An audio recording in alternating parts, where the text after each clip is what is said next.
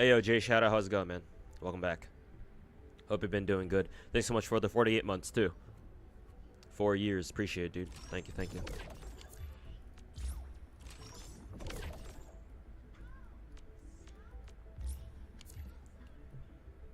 Cabin 1.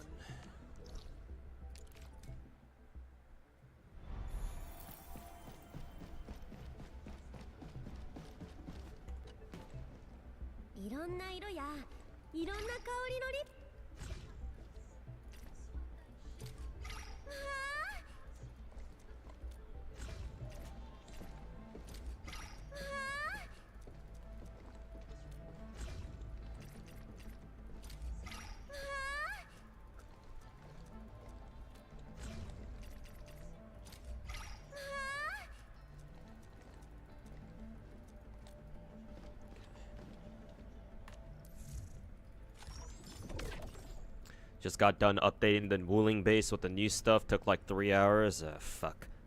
Is it really gonna take that long for me too? I was planning on what is it? Trying to get chat to help me fix my head night production line because I have no idea how to fix it. So that way I can finally get my Fungi the gear she needs, I think.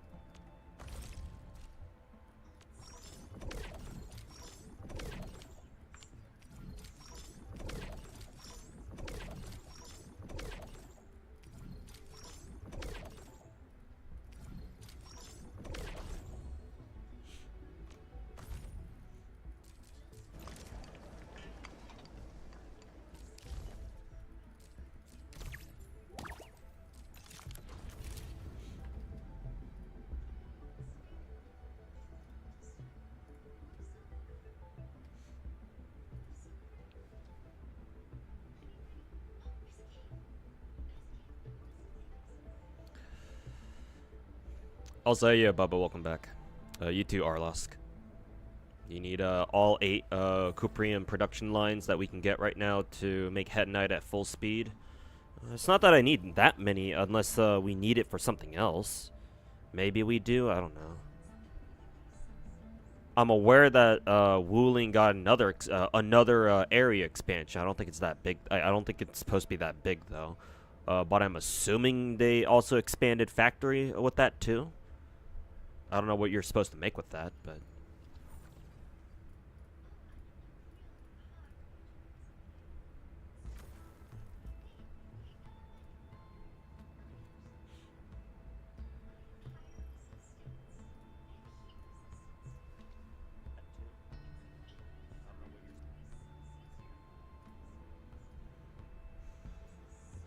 Ayo Denzel, Ayo Dandelo, welcome back, you two.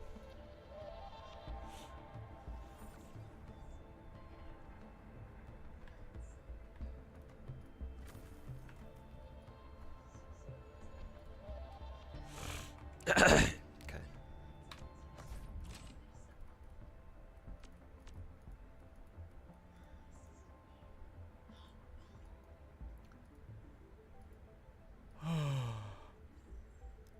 Oh.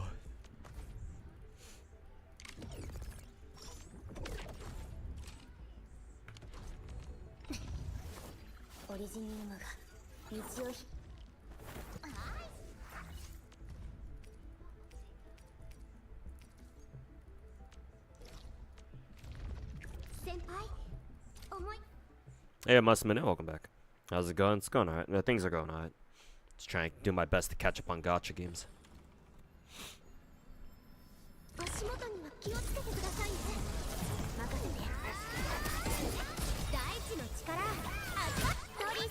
Hey, Kiseri, welcome back.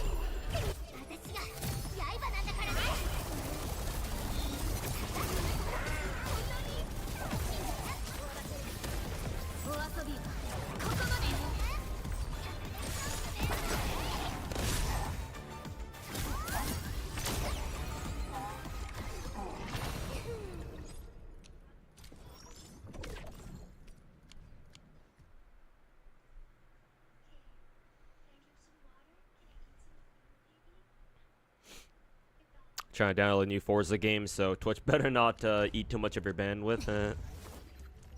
I know that feeling. I mean, Twitch is just a it's just a streaming service, right? So it's like, is it supposed to like eat that much internet bandwidth? The factory must grow, yeah, unfortunately.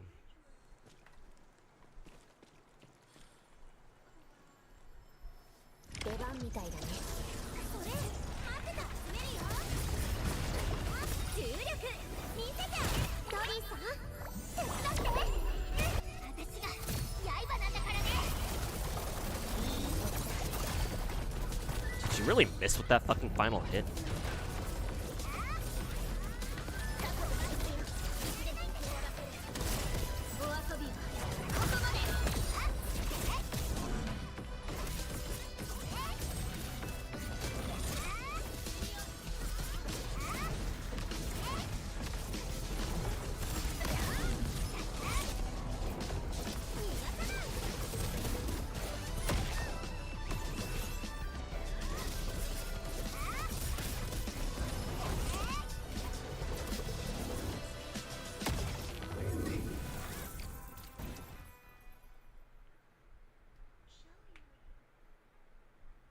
It's not that big, but it does have a new depot, which is a lot more tickets per day.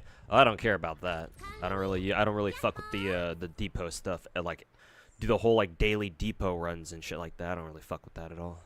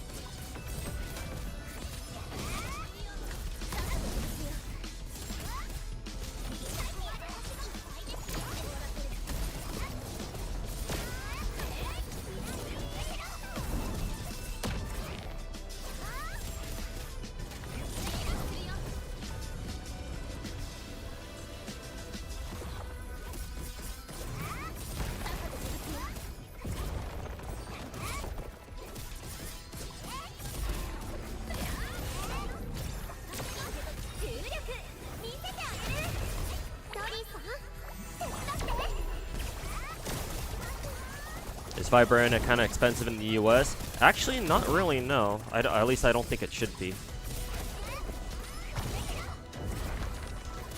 Because I have fiber internet right now, and as long as you just ask around, as long as you know like the right deals and shit, it should be pretty cheap. Like I'm pretty sure the fiber, my fiber internet contract that I have right now at my current place here is like only like $35, I think, per month, for I think 3 years. So that's a really, really good deal. Because I remember I used to pay so much more for internet at my previous places.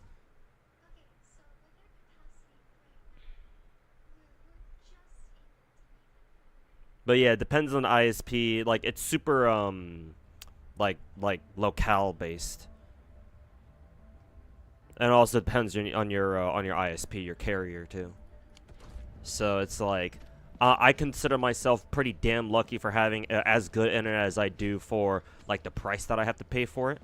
I'm sure other people would fucking kill to have the kind of internet that I do. But yeah, it's all locale based. Internet infrastructure here in America is very, how should I say? At least our laws surrounding it are very archaic. They're super out of date, and to this day, they haven't, like, the government hasn't really done much to like, you know, break up like telecommunications monopolies and shit. Like in a lot of areas, even still, like I'm sure you'll find plenty of streamers always constantly bitching about how they only have like one ISP available to them, and they're kind of fucked by that, or they kind of get fucked over by that. But and like it is true, like even to this day, a lot of areas of the U.S. Like sorry, but a lot of the time you're only gonna have one ISP. You're gonna fucking like it. So you know what that means. They get to do whatever the fuck they want. Yeah, Pro, welcome back, man.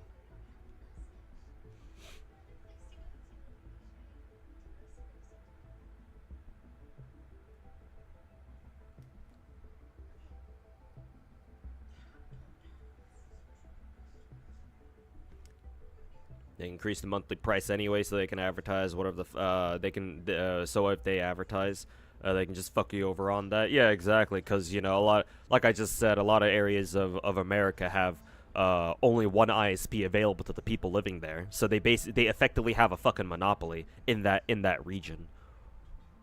So yeah, they can just do whatever the fuck they want. And even if they don't like fuck you over by jacking up the prices behind your ass, service. If they don't do that, then the customer service and the quality of the quality of the actual internet itself can be very, very suspect sometimes. Especially if you're, if you're a content creator or something like that, or just somebody in general who relies on the internet to, do shit.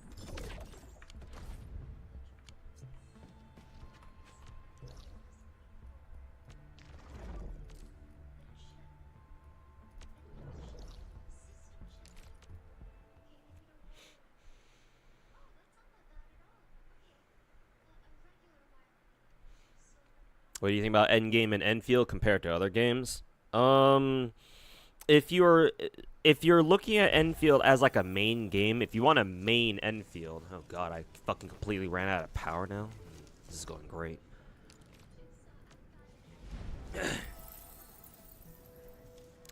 Cool.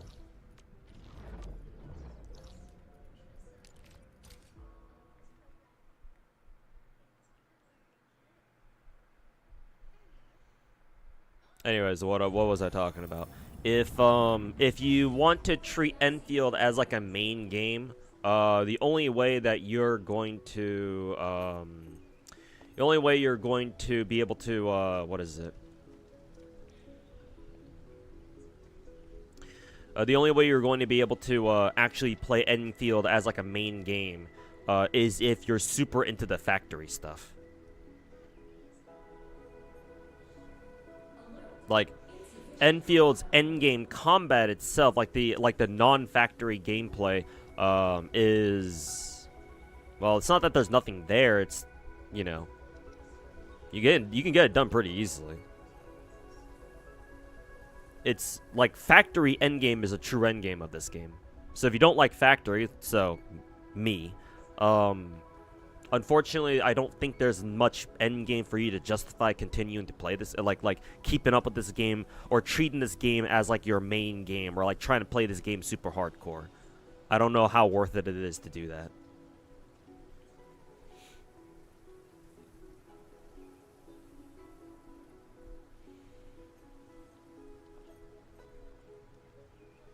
But will the Cyberpunk collab be the best collab in gacha history? No. No, it's not. It's a good one, but the best one? Let's hold our horses here.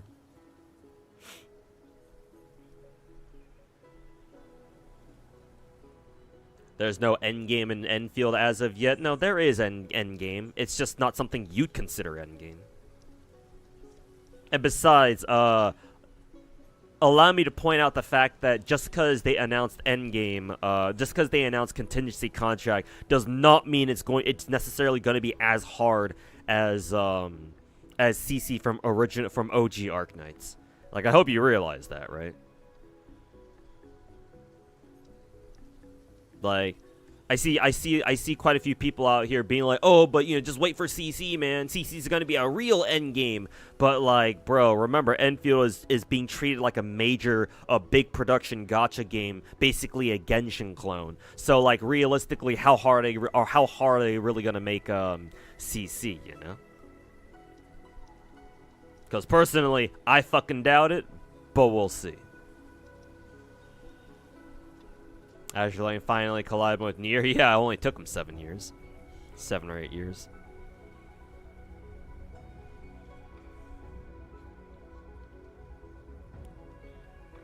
You don't think that highly of Cyberpunk? I mean, the anime, from what I understand, the anime basically fucking bailed it out.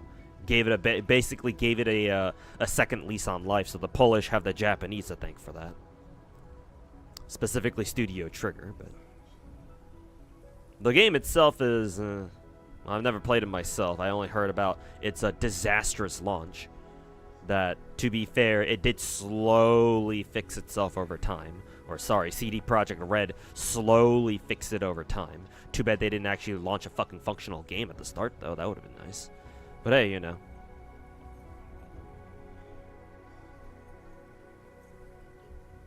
Yeah, anime was fine, but the game was kind of eh. It's not fixed, and well, it's certainly a lot better than it was at launch, but maybe that's not actually saying anything. Or maybe that's not really saying much. What does CC stands for? Contingency contract. It's a quote-unquote endgame game mode that the Endfield devs revealed in their last stream or whatever, their last preview stream. Or something like that we're supposed to get at some point. I don't know exactly when. It's supposed to be a super high difficulty endgame mode that originated in the original Arknights. Because contingency contract was basically that in the first game. It was a series of we would get it like maybe twice or 3 times a year. And it's meant to be a super high difficulty event where it truly tests your ability as an actual Arknights player.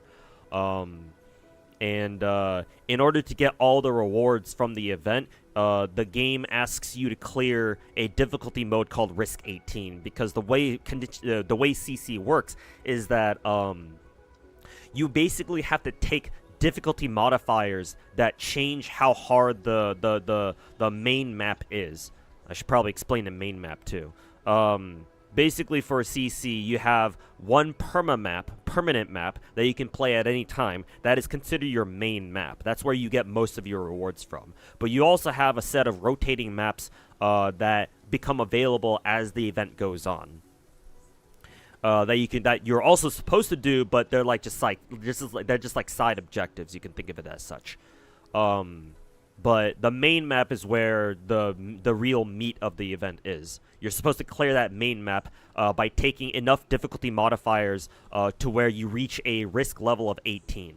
If you can hit risk 18 and clear the perma-map, you are done with the event. At that, you can consider that event to be cleared at that point. But try to do these side objectives too.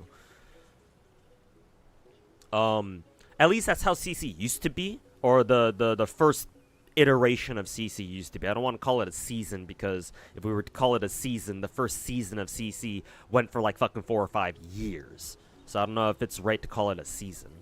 We are in OG Arknights. We are currently on the second iteration of CC. So they've changed how it works quite a bit. The general idea remains the same, but now instead of calling it Risk 18, now what is it? It's on a point value. So now, if you want to clear everything and get the trim medal, because OG Arknights also has trim medals too that you can get, now you have to clear the perma-map with a difficulty rating of 620.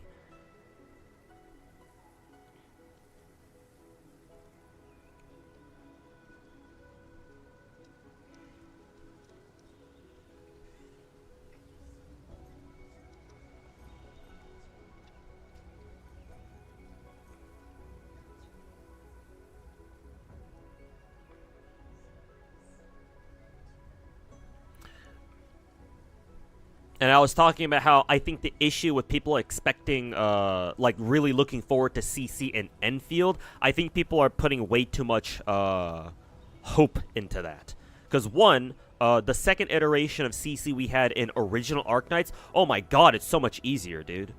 It's so much easier, generally speaking.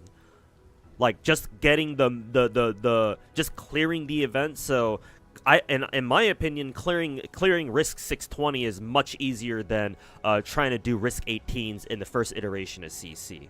So, not only have they made it easier, not only do I think they generally made the threshold for clearing the event, clearing CC events, easier, or they brought the bar down lower in original Arknights, but also now they're going to put it into Endfield, and Endfield is they're treating Endfield like a big gacha game, like a Genshin or a Star Rail or a Zenless.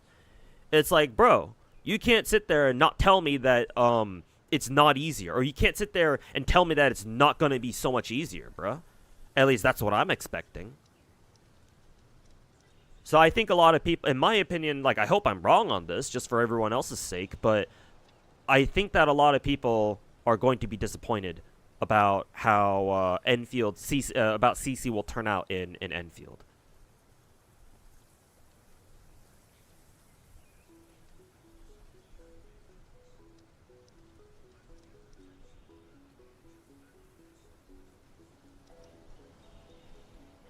Remember that we got much better operators nowadays? I'm aware, but that doesn't change the fact that the devs didn't also raise the difficulty along with that.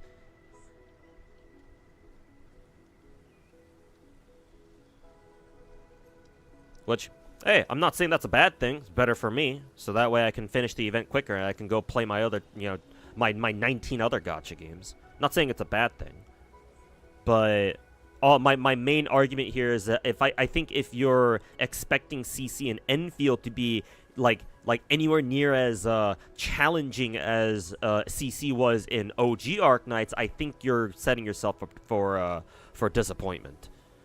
That is, unless you're the type of player to intentionally go for like max risk or something like that. But I don't do that, so.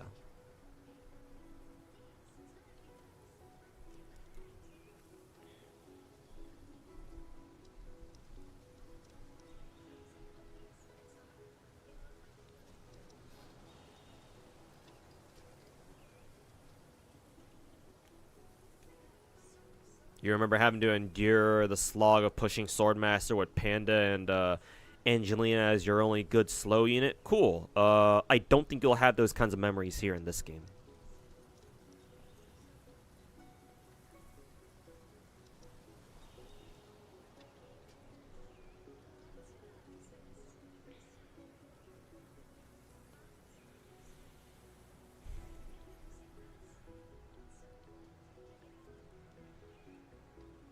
You do enjoy the combat endgame a bit more than Wuwa's. At least it's not as bullshit, that's for sure. So yeah, I do agree with you there.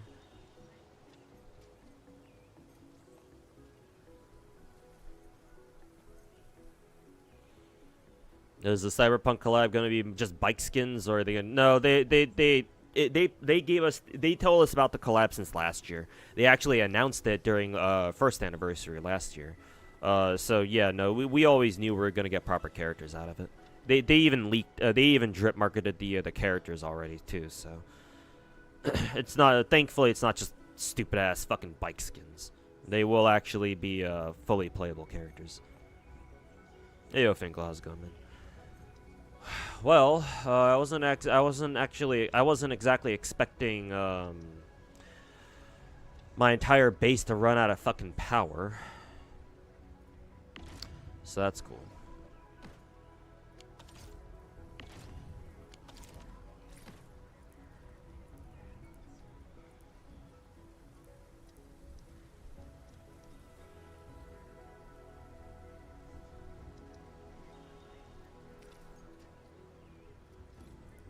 I wonder if it's because my system has over flooded with is over capped on what is it, Cuprium. Wonder if that's the reason why. Hey, at least I'm fully stocked up on Zeronite though.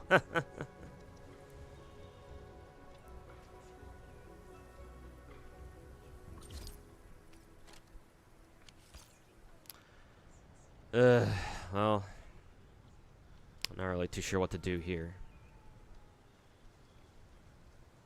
I know Kyostin put out his updated 1.2 Wuling base guide, so maybe I'll just go through Kyostin's videos and just follow his Wuling base guide at the start of 1.2 from then on forward. Because originally, like I said, since I wasn't expecting my base to run out of fucking power, all on its own, that I'm gonna have to figure out how to fucking power my base too. On top of that,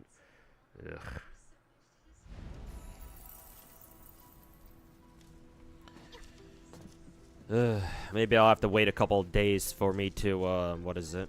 Maybe I'll have to wait a couple of days for my Valley 4 bases to produce more LC batteries, so I can actually at least rely on those for power. Assuming that the Wuling AIC can even use Valley 4 batteries for power. I sure fucking hope so. Something tells you that's not going to happen, though. Anyways, I was gonna ask chat like what's wrong with my headlight production, but if I have no power, it's not really much of a point in me asking chat that at the moment. So I suppose I'll just get some events done.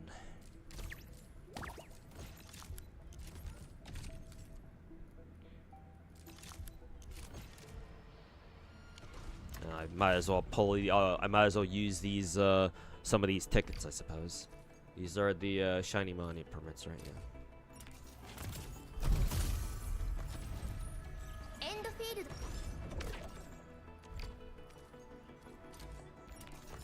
Technically, I should just wait until tomorrow so I can get that last ticket from the daily login thing, but whatever.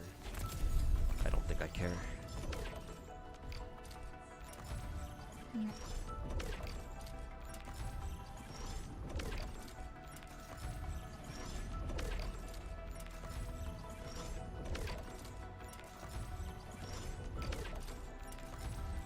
Hey, all 4 stars, just as expected. Cool.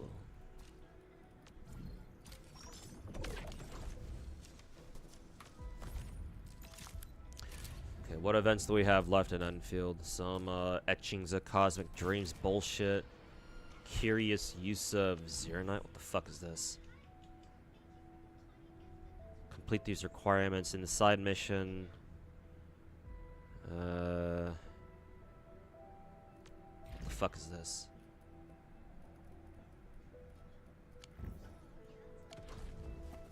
Oh, I suppose this is the mission where we get a new area expansion. Yeah, I just might as well do this then. Isn't there a backup power thing, or is it coming next patch? I have no fucking clue. I'm kind of over the fucking factory bullshit in this game at the moment. No thanks to the fucking dog shit ass AIC event. So don't ask me anything related to a factor. I'll probably hit you with the with a very angry thousand yard stare and tell you about how much I fucking hate the how much I fucking hated the limited time AIC event.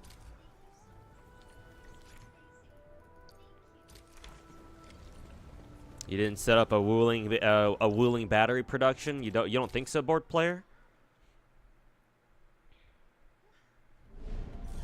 You don't think so? Well, what is this? I did have a whatchamacallit. I did have a an SC Wuling battery production line. I used to have a an LC battery production line too, but I scrapped that in order to make this.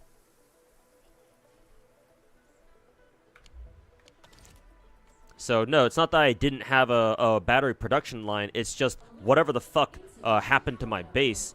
Well, now it doesn't have any power. I'm assuming I must have been consuming batteries faster than I was able to produce them. So maybe I ought to have 2 SC battery production lines going next time. But no, I had a battery production line going. I must have just run out of it.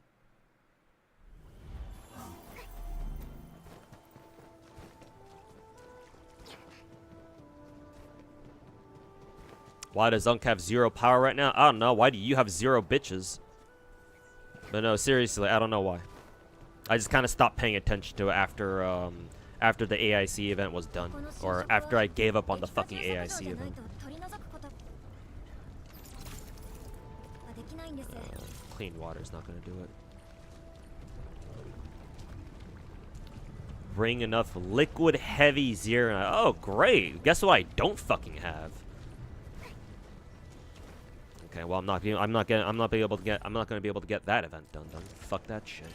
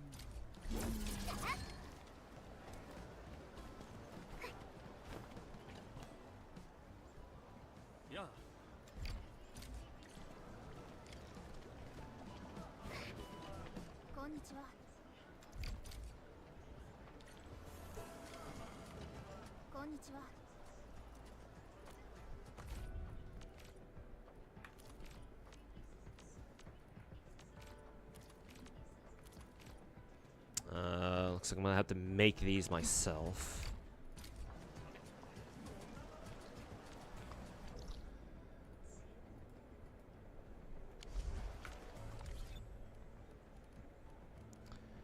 Is it technically under just crafting?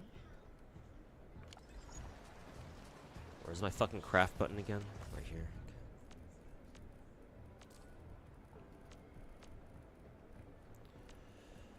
I sure wish I knew exactly which dishes I need to make. Otherwise, I'm gonna have to keep tabbing back and forth for this shit. Okay, no, the game does tell you. Thank fucking God. 1, 2. I only see 2 dishes. I'm assuming that means the 3rd dish I don't even have unlocked yet. Let's see. Let me go to the base. I'm sure I've stashed some materials away in my base.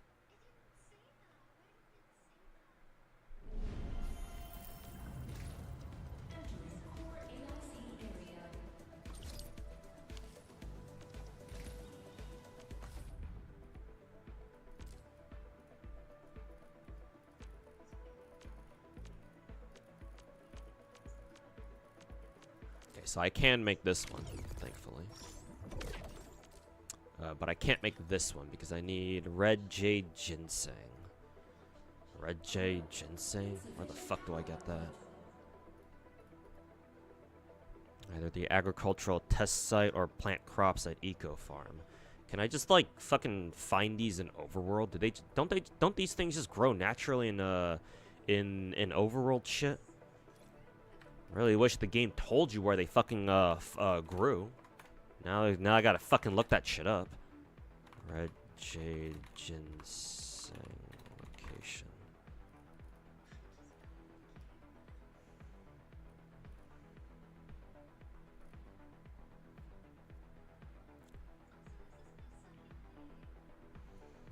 There is now an additional red jade ginseng spawn at the base of a large pillar just in front of the southern TP point in the treasure grotto.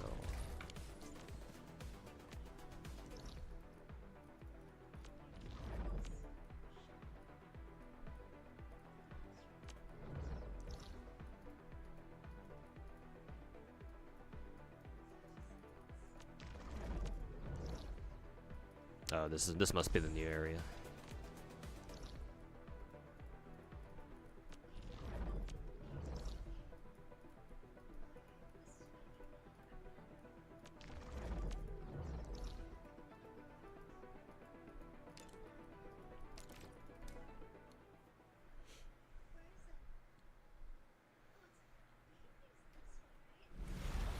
Alright, take care, UI. You just buy all the food from the vendor next to them. Oh, that's good to know, actually. In case I either can't make the dishes myself, or if I get fed up trying to make it myself or something.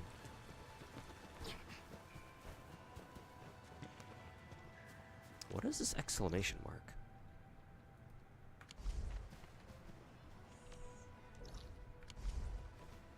Fuck is that?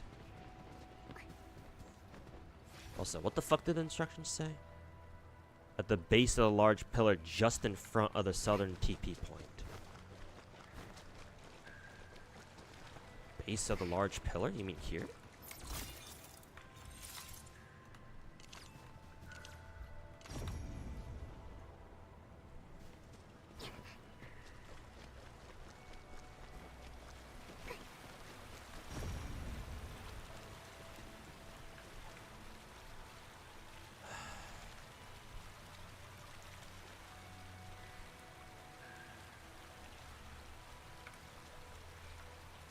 Fuck, what are they talking about?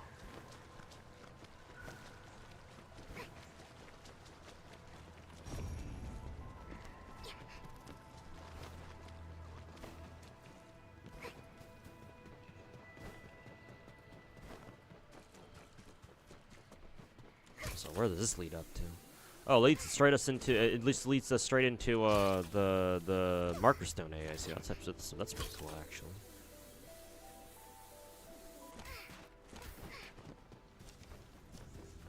Yeah, now we're here. That's pretty cool. I was wondering what this I was wondering what these zip lines were for.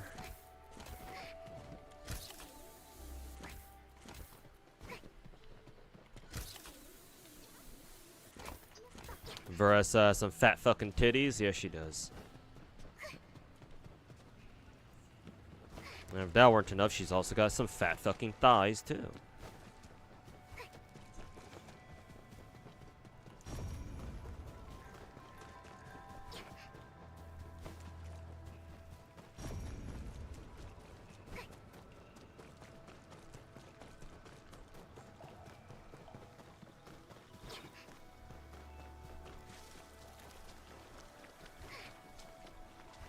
Here, might as well farm these.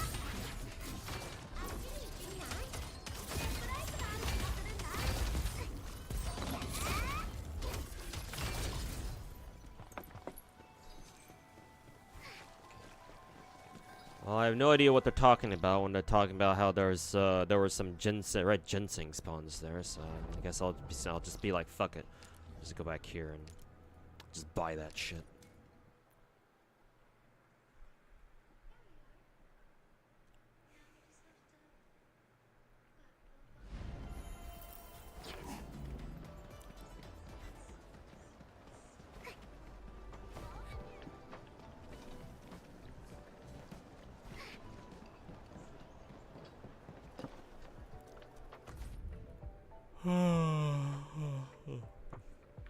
Okay, what do they need again?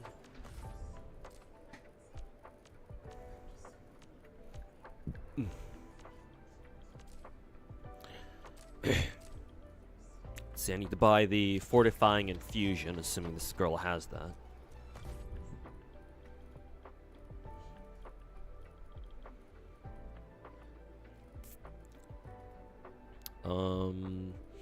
No, they do not. Was I lied to?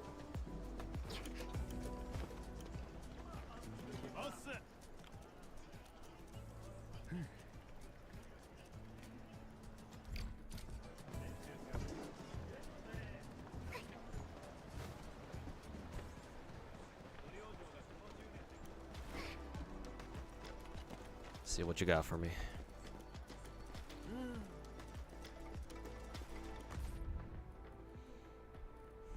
Yeah, this dude just sells drinks, it looks like. G buys god tier tits along with Shenyun.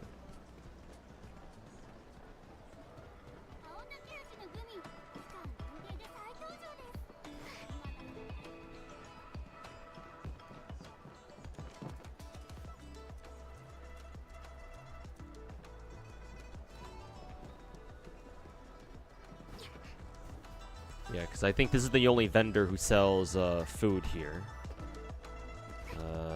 Double check with this guy just in case. I don't think this dude, for some reason, I don't think this dude sells food though. Oh, yeah, I already bought everything out from him anyway.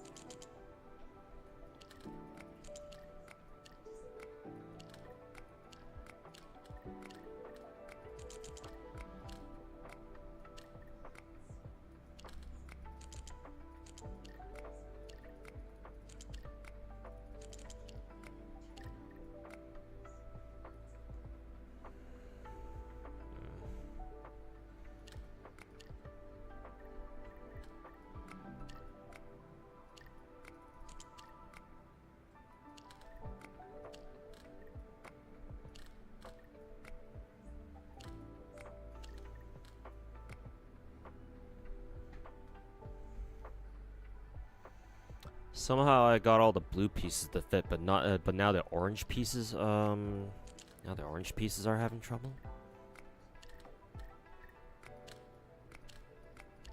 I wonder if I gotta put down the orange pieces first.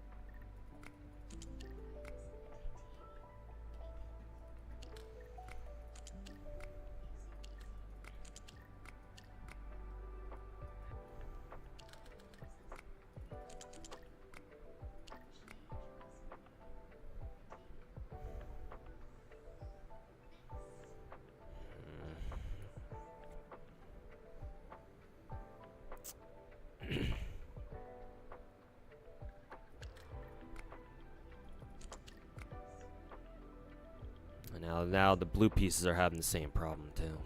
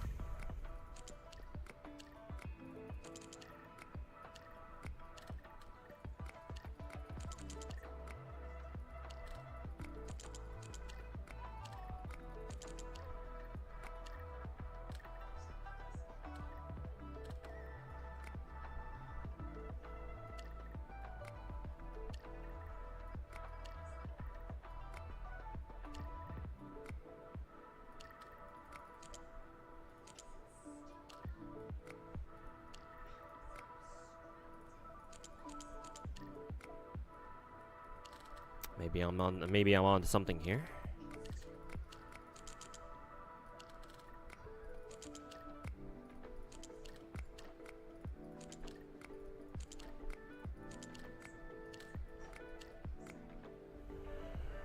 That's not it either.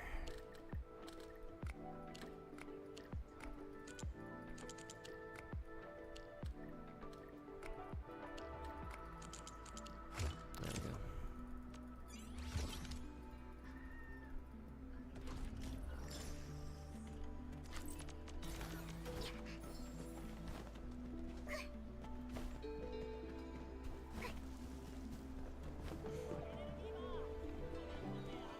They have all the stuff you need for the event. Okay. So I can't make the well, whatever the dish was that needs the red ginseng, whatever the fuck. But this lady doesn't seem to have it.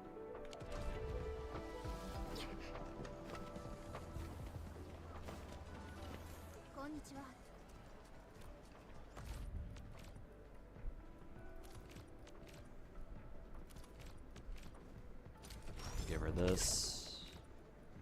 Let's see. Ginseng meat stew.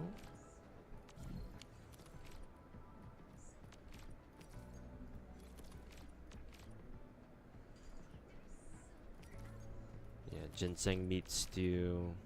Fortifying infusion.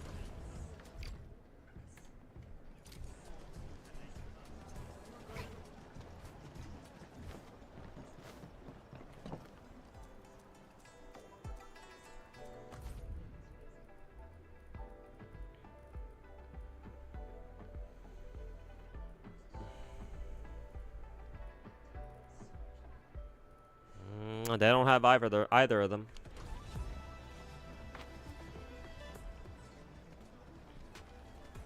Ginseng meat stew and fortifying infusion, right? This lady don't seem to sell them.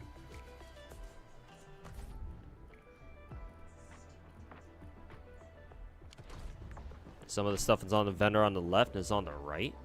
So which one's this vendor? Is this one the left or a right one?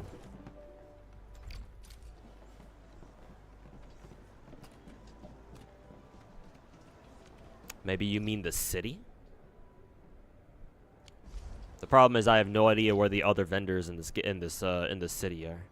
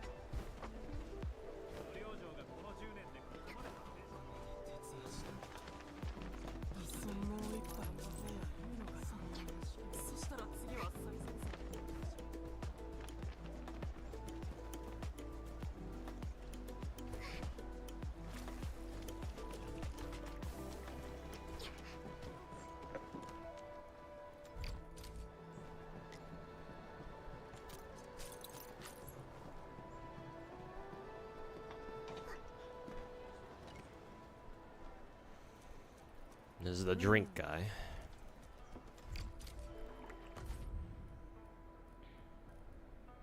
Okay, yeah, this guy does sell. Oh yeah, this guy does sell both of them. I missed them the first time around.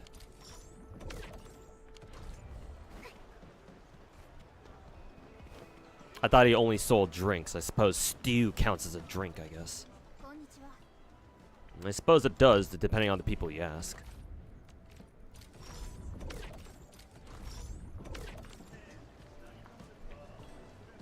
Next ones, well, the next dishes will unlock later, so don't worry about it until then.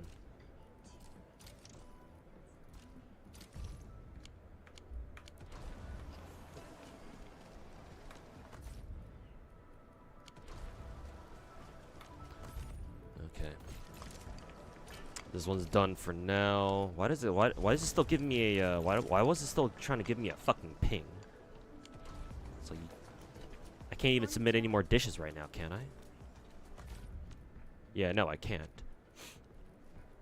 They unlock one once per day, every day until later. Then why, if it's only six dishes, why is this event last for 3 weeks? I'm assuming it must have like a second phase to it or something. It's like a cooking competition or something. So maybe. You got my weekly stuff done. Cryptic Delver. Yeah, I've already gotten everything done here. Whatever the fuck this shit is. Cosmic etchings. Okay, well, get some Umbral stuff done because apparently I only got like what 5 more days left on this event or something. What is the event even? No, I guess it's just clear all these things, I suppose. Let's see, just get everything done on normal mode. Okay, let's try that.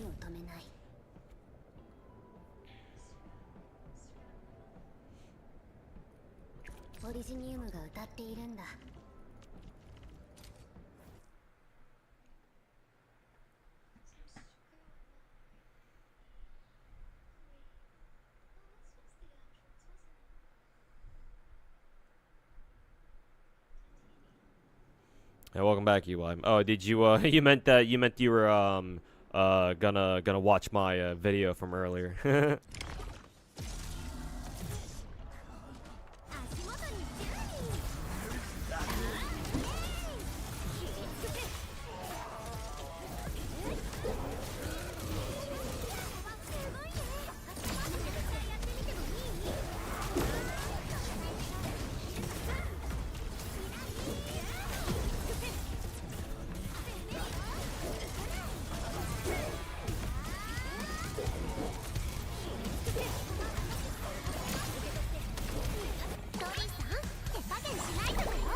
One that just the guy retard said Wuwa guides and Saint Tontas, that was also another good joke.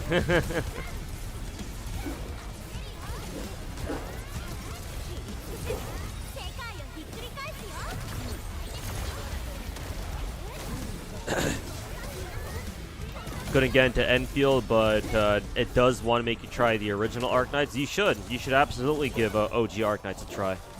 To this day, OG Arknights is still, in my opinion, the very best gacha game that you can play.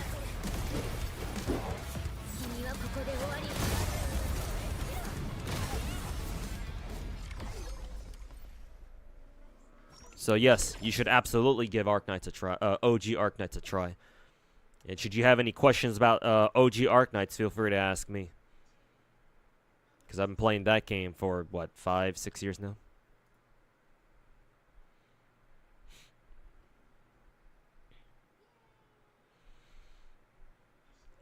Clown made a video about M-Tashed and the Asmongold drama. Yeah, I saw. I don't even know what that fucking drama is all about. I didn't even know M-Tashed and Asmongold even knew each other. What the fuck?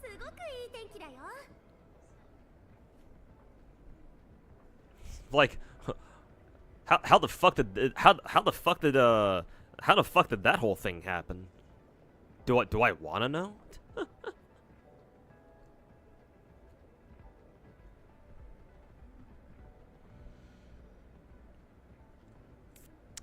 I don't really know what this is about, so I'll just go in with the same team.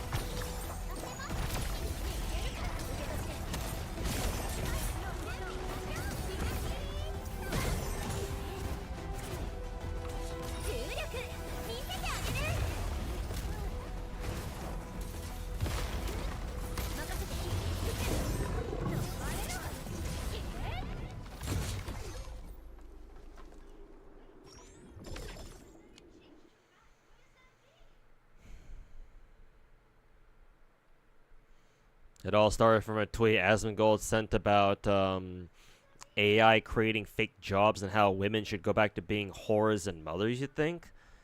I don't think he's that stupid to make a tweet like that, but he's got into other drama. He did call the Palestinians a inferior culture or something like that, so I don't exactly put it past him. I mean, you posted a link earlier in my chat, Toki. So if you seem to know a lot about the situation, so just for the sake of my own curiosity, I'd like you to post a tweet, the exact tweet that that you claim Asmongold made, so that way I know you're not lying.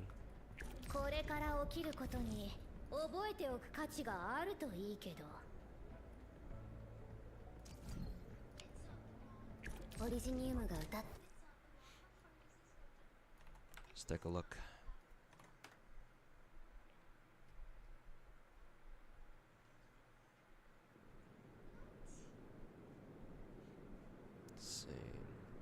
The original tweet was by Polymarket. New analysis reveals. Let me pause this.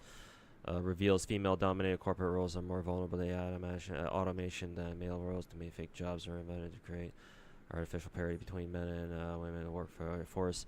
Fixes the problem. Hopefully, after this is over, women can go back to doing what they do best, being a mother or being a prostitute. Ooh, all right, you weren't lying about that. Yikes. I guess I see where he I see where his whole Palestinians are an inferior culture comment came from.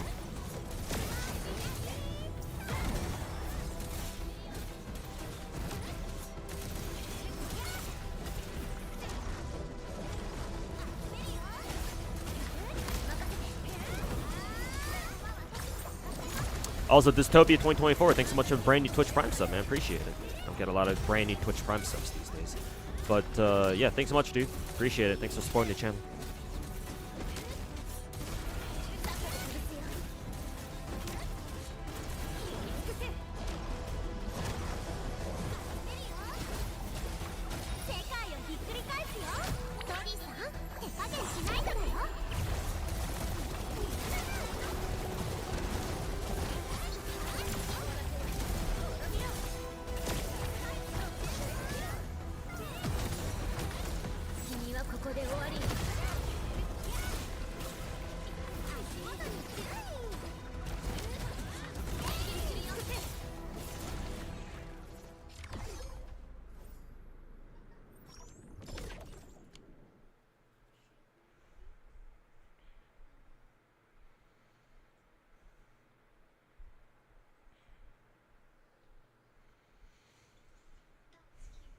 What do you do for a living other than this? That seems like an awfully personal question for you to ask for your first time in my stream.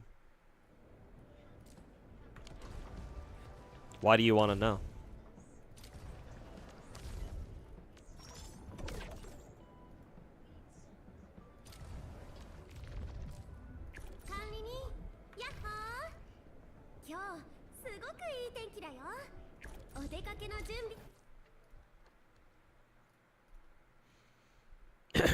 So it all started from that tweet that you showed me, Toki, and then MTash made a video titled "Why Young Men Are Cooked," and he got brigaded by a bunch of Asmon viewers. How did the Asmon viewers find MTash then?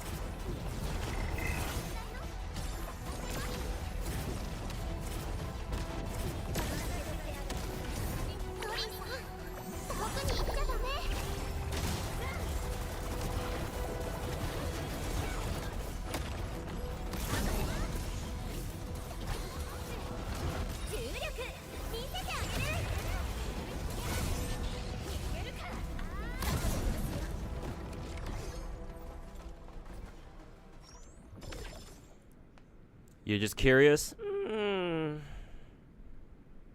Nah, I don't think you're asking just because you're curious.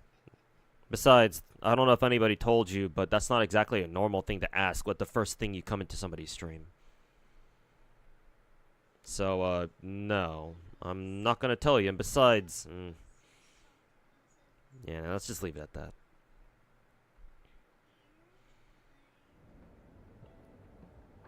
To a Twitter rage baiter really make me do a video on him? Well, not really.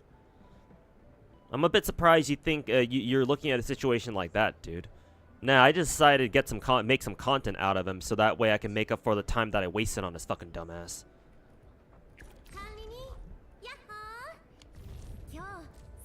So, nah, I think it's the other way around. But hey, that's just me.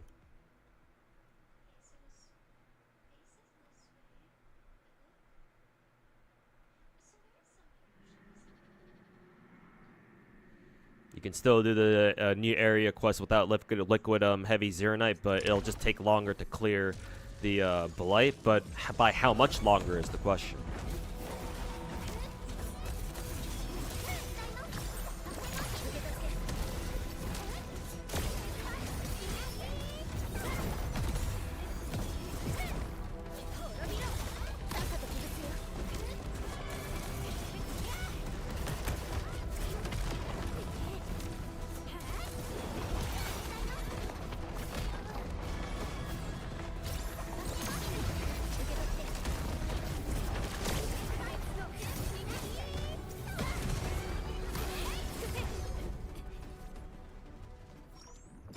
Yeah, I can definitely see how this frog challenge quest can be really annoying to deal with on the hard difficulty.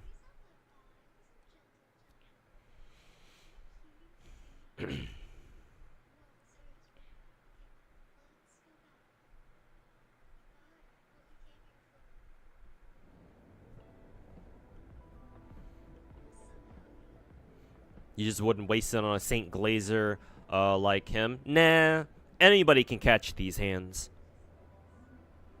But I mean, I guess you didn't read my pinned comment, ISI. I even said in my pinned comment on that video that normally I wouldn't make a video of fucking, you know, obliterating a fucking St. Tontus fanboy like him.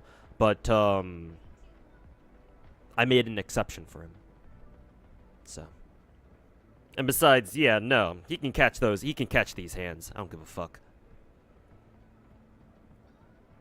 Like back last year when I had both St. Tontus and Tectone viewers come brigading my ass in my own stream, I fucking sparred with them too. I fucking talked mad shit back at them before, you know, eventually I realized, oh, like this isn't really getting me anywhere, and it's just I'm just wasting my time that I could be using streaming myself playing fucking gacha games. And instead I'm using on fucking talking mad shit on these guys. Nah, fuck these guys. So I just started just banning all of them. So yeah, no, don't worry. I know that normally it's not worth my time going after those guys, but hey, every once in a while it's nice to make an example out of them, out of one of them at least. On agony mode, the frog is a lot tankier. Yeah, I can imagine. And you have to deal with like fucking 3 of them at once. Yeah, no, I can see how that can be really annoying.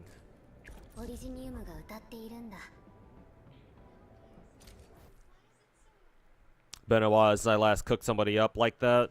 I don't think it's been that long, but yeah, no. That's certainly the first time. I think that's certainly the first time I've gone off on somebody like that on Twitter specifically.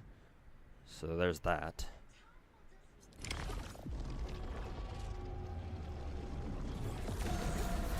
This guy.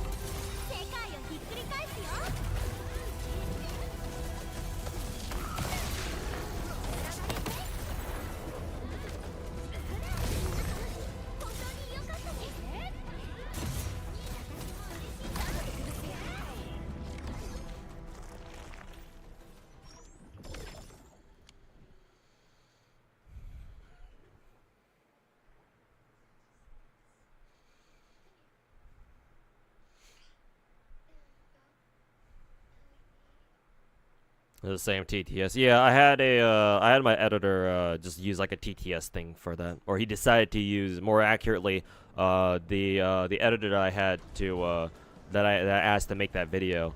What is it?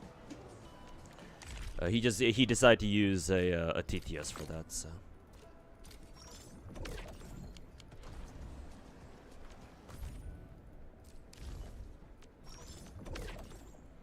See, challenge any turbidity manifest stages in agony mode once. Okay. I might as well just do this one then.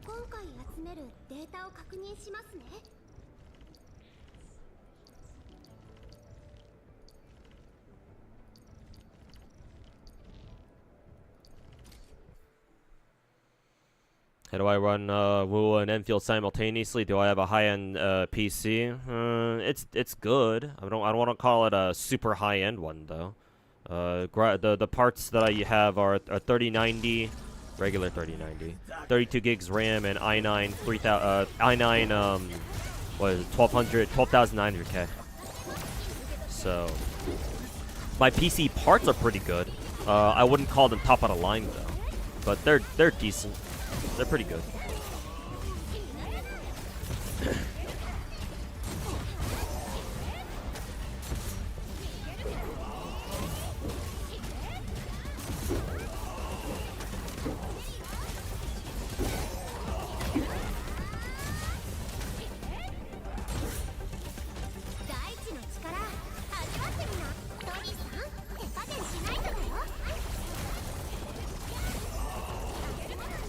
Arrow blazing. What Android emulator do I use for my games? Trying to look for a new one. Let me guess, because of the whole the LD player situation, right? Unfortunately for us, I also use LD player.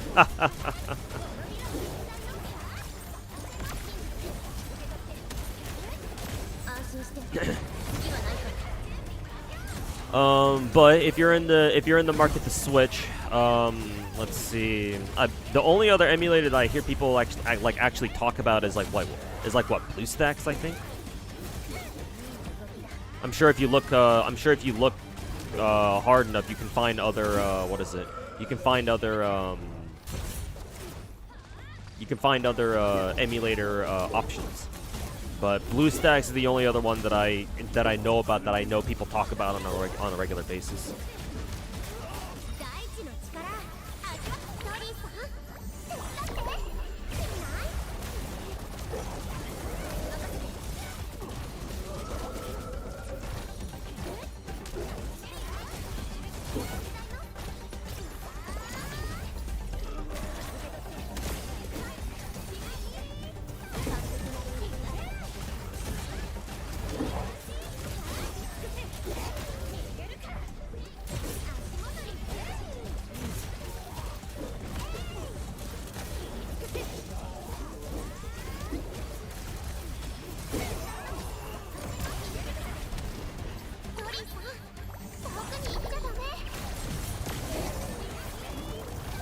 Used to use Nox. I actually used to use Nox too, yeah.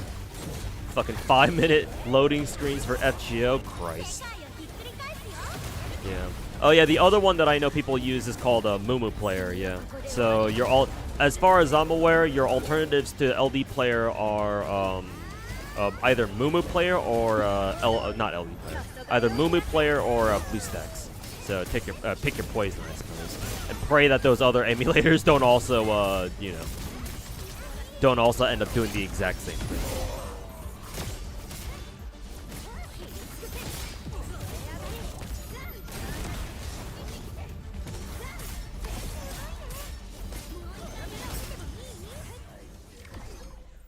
Oh, that's nice. They actually updated Searcher's ult gauge, so you know exactly when it's about to run out. Cool. Wish that been there in the game since the start, but yeah, at least we have it now.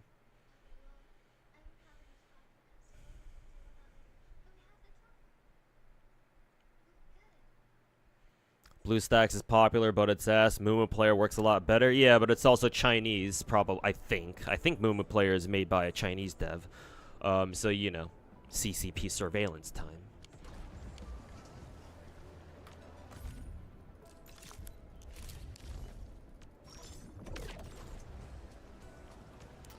But hey, until it turns out, and until they come out, until people are able to prove that Mumu Player does the exact same shit too, might as well use it until something blows over.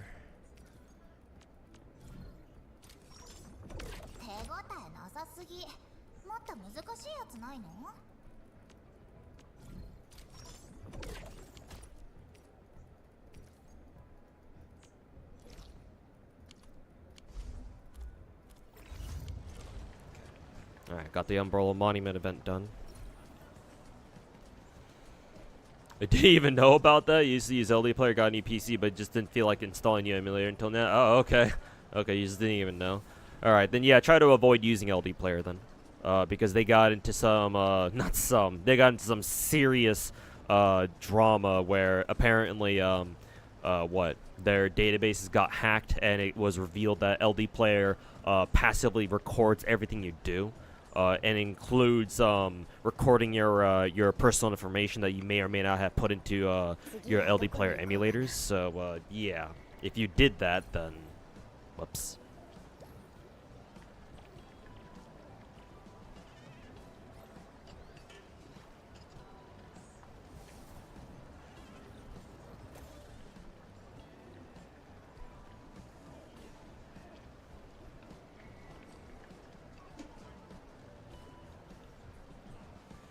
This is high end because there are no games worth to buy more than that. I don't know what you mean by that. Are you saying that are you saying that there are no other video games that are worth buying because Wuwa and Endfield exist? Are you saying that? Because if you are, then well, I don't really see the logic in that, but sure, okay.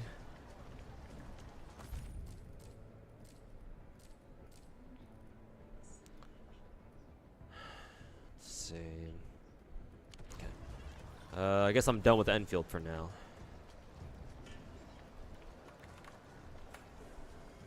Switch over to Wuwa.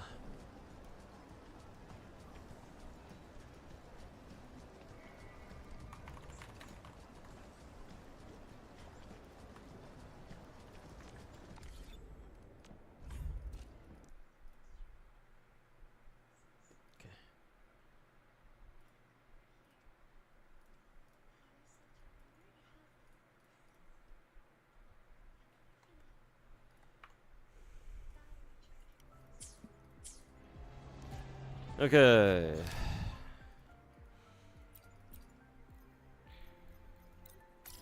Let's finally do the fucking main story, because I haven't done it. I haven't done it at all at this point. And by main story, I mean fucking skip through everything until I unlock all the shit that I need to go build Hiyuki finally.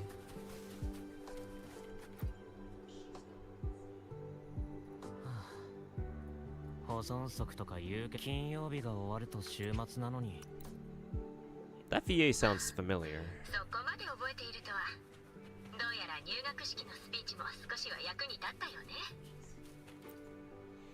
We'll be switching to BlueStacks then, yep.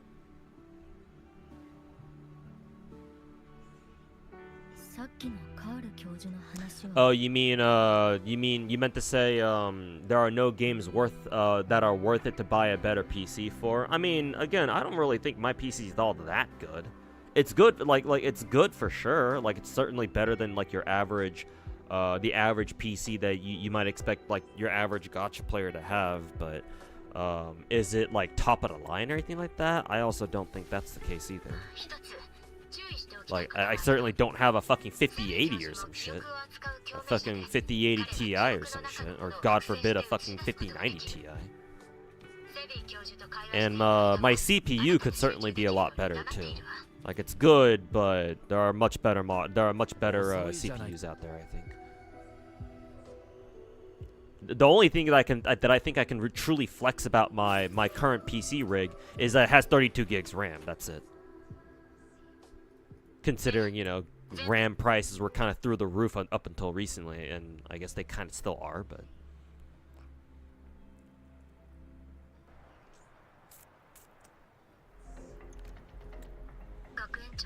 If Closure becomes playable, what are the chances that Colin will become playable too? Different situation. Closure can be considered an operator because, well... In who is it? In Arknight's lore, as long as you have Aripathy or some bullshit ability, you can become an operator.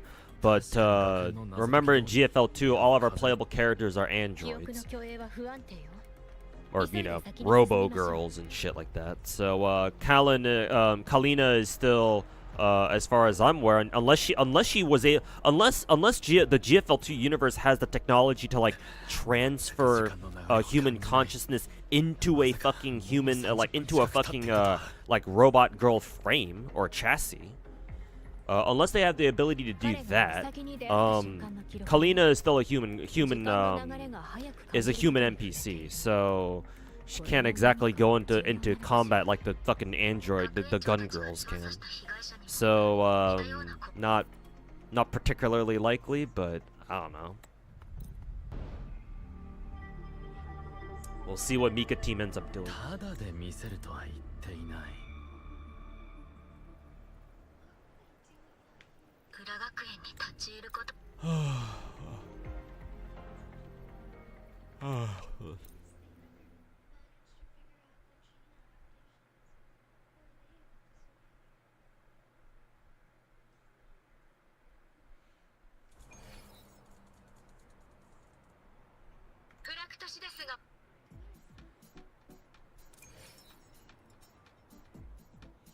Oh yeah, and Denny is gonna be very soon, isn't she? Yeah, next week, half a week. Where am I going? It's over here.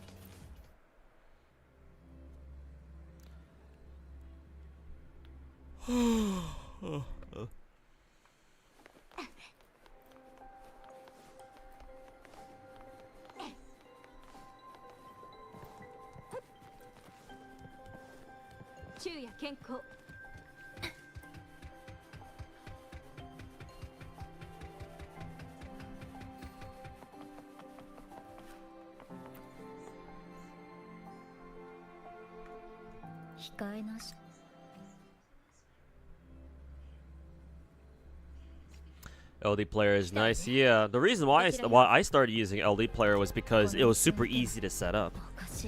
I remember trying to set up Nox and I did not know what the fuck I was doing.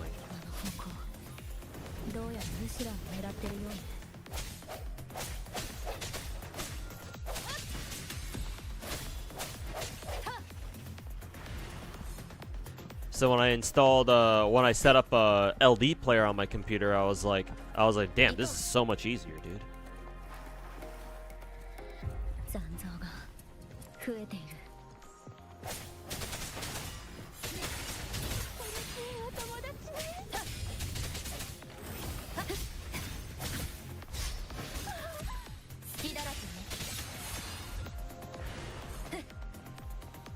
Once Arknights Global gets our PC client, then you'll be free from the clutches of LD Player.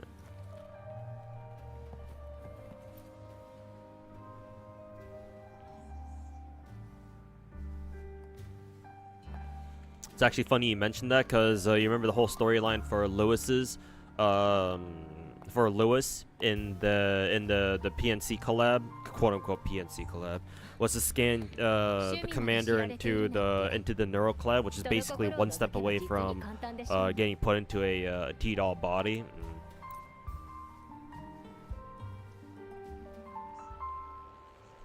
おかしなことに少女は記憶の能力を頼りに表現の下にある研究員に入り着々とトップの座に上り詰めた未来へ進むはずの子羊たちがまさか過去を記録することしかできない羊を You have a i5 12,400K and only a 3070, and you can still run every good game that's been released in the past 5 years. Nowadays, good games is always like indie or AA, and they don't even require a good PC. I suppose so.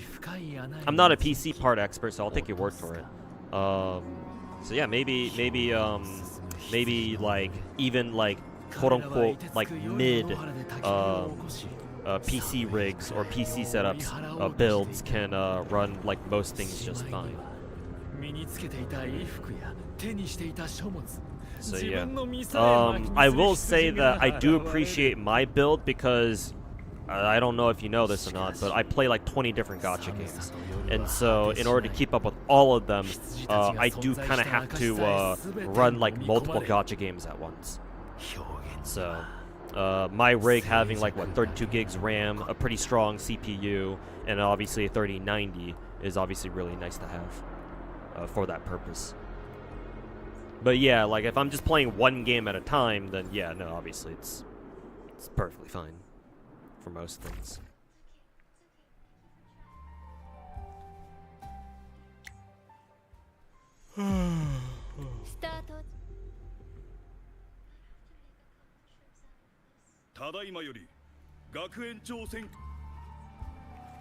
Nowadays, there are better emulators out there that aren't riddled with ads, and yeah, and don't end up like fucking spying on you, like the CCP spyware that it is.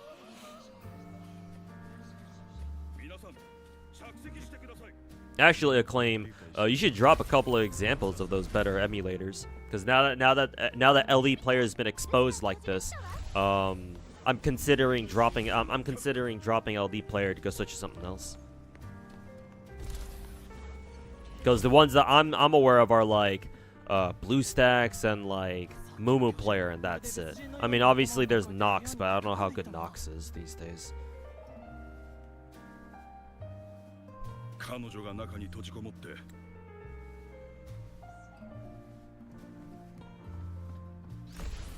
You have a 3060 but old CPU and only 16 gig RAM. 16 gig RAM I think is still good enough these days. In like maybe a couple of years, maybe we can argue, oh wait, even 16 gigs is not enough, is not quite enough. But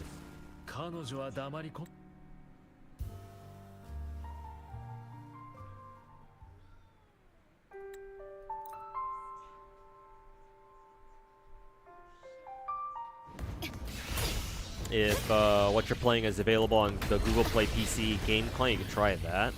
I know people talked about using that before. I just I kind of wonder how good it is, because I think I've heard the Google Play PC client, its own PC client, being a little like it didn't really run very well or something like that. Maybe they've since fixed it, or they've optimized it better, so it actually does run pretty good.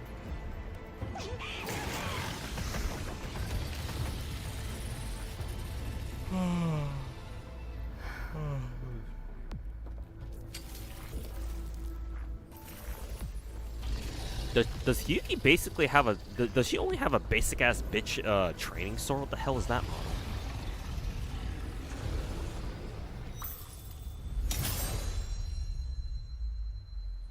But yeah, I'll give assuming the Google Play PC game client thing is actually decent, maybe I'll give that one a try.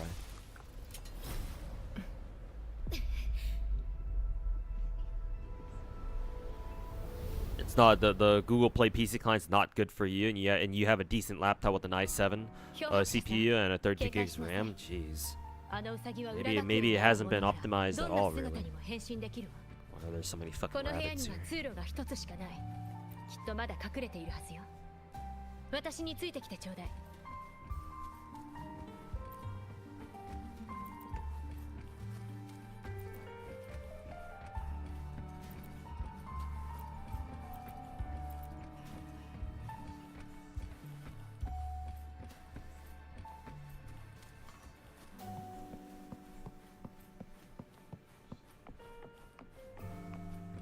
Also, why do I have a like a white circle next to my character? What the hell is that for?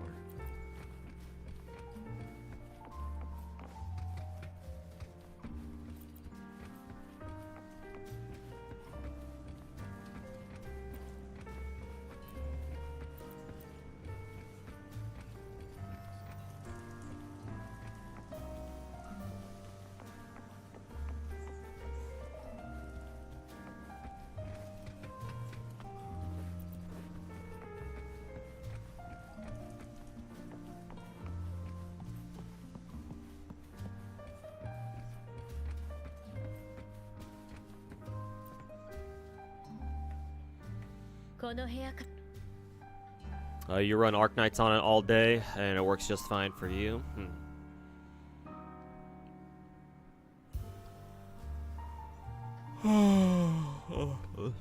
If you have gotchas open in the background, it only eats your RAM, but you make them in tiny windows, so it's definitely more than that. Well, that's just the stream overlay, my dude. Well, I'm assuming you're not a streamer, so maybe you don't know. But I have both. When I was playing Endfield an hour ago, I had both Wuwa and Endfield running at the same time. It's just that I had on my OBS, I just made Endfield be the main screen, and then Wuwa the game on the bottom right. Like let me show you on stream right now. So OBS lets you resize the exact window of whatever game that it recognizes. So like in Wuwa's case, when I was playing Endfield, I wanted to have it up still, so I just had it on the corner so that you guys can see I have Wuwa up and running on my PC. So I can resize it, fucking move around places. I can do it like this if I really wanted to. Obviously that's kind of annoying, so I don't do that. You know, it's just a stream thing. It's just a stream overlay thing.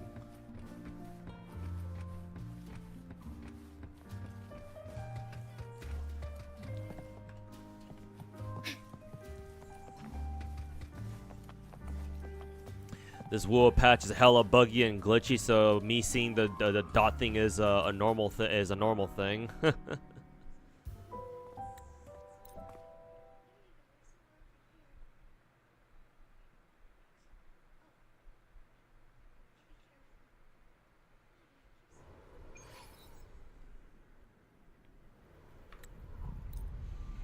Out of the 20 gacha games, do you read some of the stories for them?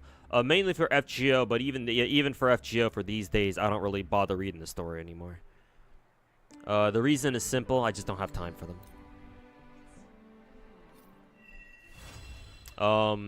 I think you were here back when we had like an hour and a half ago when what is it? We had I was talking to that one dude in YouTube chat who was like, "What do you do? What do you do for a living, bro?" And I was like, "Yeah, go fuck yourself." But as you might be able to surmise from that, I'm not a full-time content creator. Wait until the next day.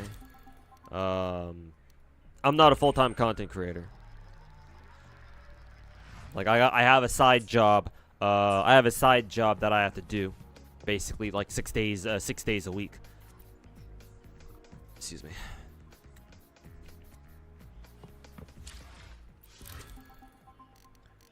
Wait until tomorrow? Did I not Did I not fucking do that? So I physically, even if I wanted to, I physically don't have the time to read all the stories.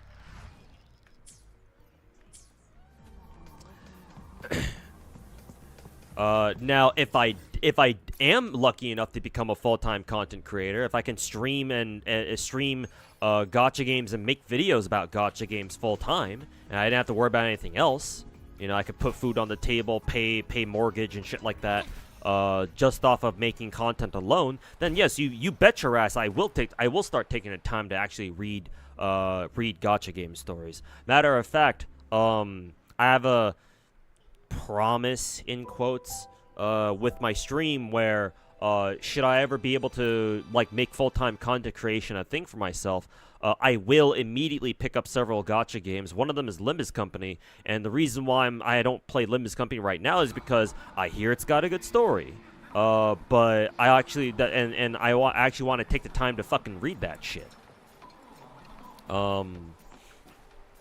They say that Limbus Company has as good as, if not a better story than FGO, and while I highly doubt that myself, the reason why I want to give it a shot anyway is because I know about Project Moon's previous games, Library of Ruina and Lobocorp, and I know enough about those games to know that those games actually have great stories. So, you know, the chances of Limbus Company also having a great story is pretty fucking high.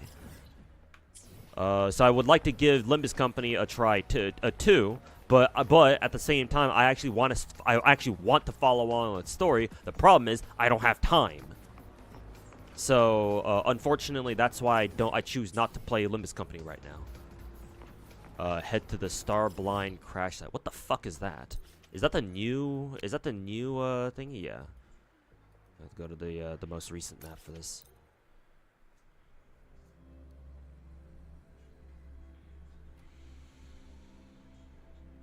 Limbus is easier to get into, at least story-wise. Well, it's a gacha game, so that's just kind of the case by default. But luckily for me, I did watch a Limbus Company, not Limbus Company, a Library of Ruina / Lobocorp like lore video. Well, I didn't watch it. I watched it through a Lakari stream like a year or two ago, before, you know, Lakari got his whole fucking drama. So I at least have an idea about the whole Project Moon verse. Guessing it's the same for Reverse. Not really, actually, but I'm willing to give Reverse a story a shot too. Fuck it. Like at that point, why not, right?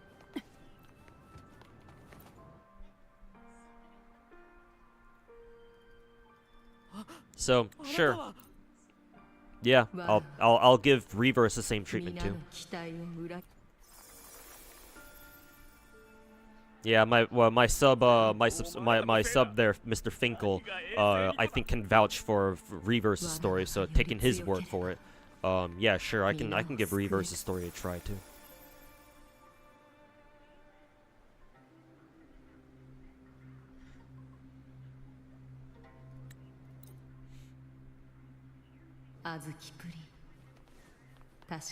You got your answer? I don't think so. All I said is that I have a side job, but I didn't say what it was. So, sorry, but you didn't really get your answer. Not like it's hard to figure out what I do, but I'll leave that to you to figure out. It's not that hard. I'm sure you can find it.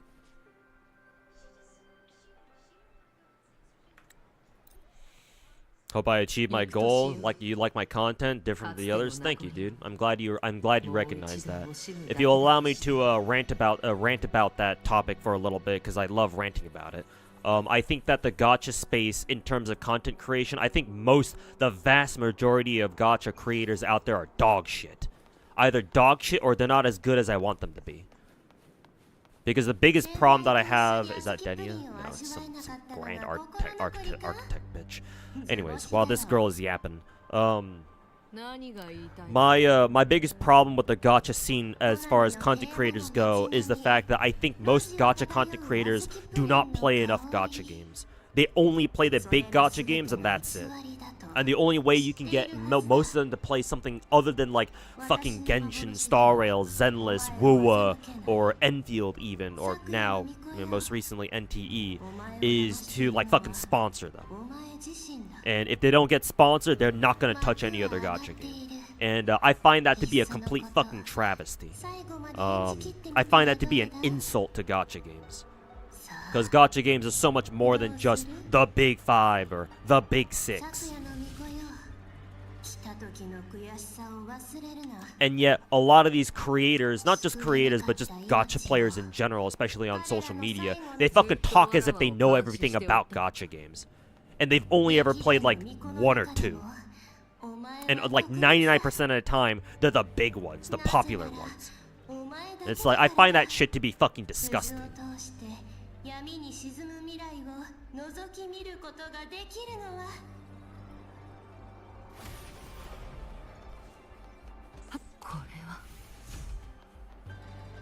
So yeah, I strive to be a little bit different. Even if it's just me just playing like 20 different gacha games. Like, bro, I'm more of a gacha creator than the fucking 99% of other creators out there.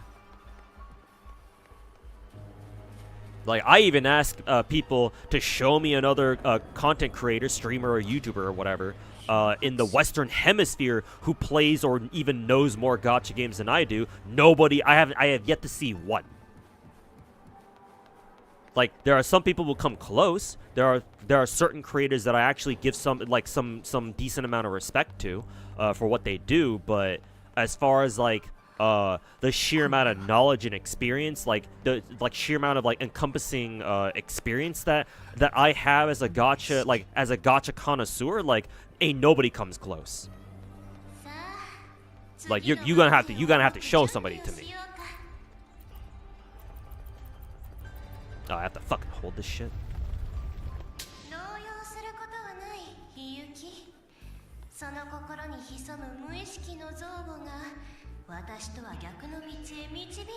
Good enough for you? You ask me, oh, what do I do for a living? I tell you, oh, I have a side job, and you think that's good enough for you? You go to a fucking fast food place, ask for a hamburger, and they fucking throw 2 buns and a fucking undercooked patty at you, and you see that's good enough? Alright, dude.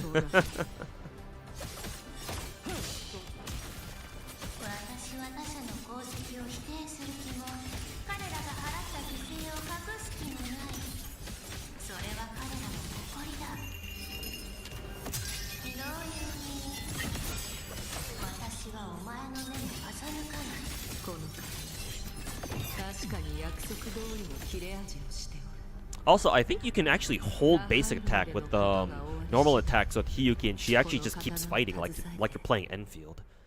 I think you have to spam left click once you ult with her, which is pretty cool. I like that actually. They do the same with anime. Well, yeah, that's where they came from. That's the reason why.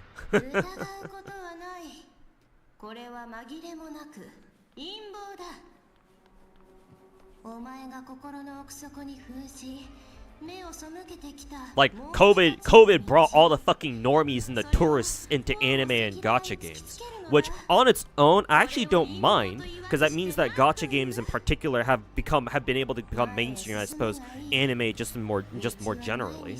So like, you know, I would personally I prefer having mainstream be or I prefer having this is kind of a hot take, but I prefer having anime be more mainstream than not.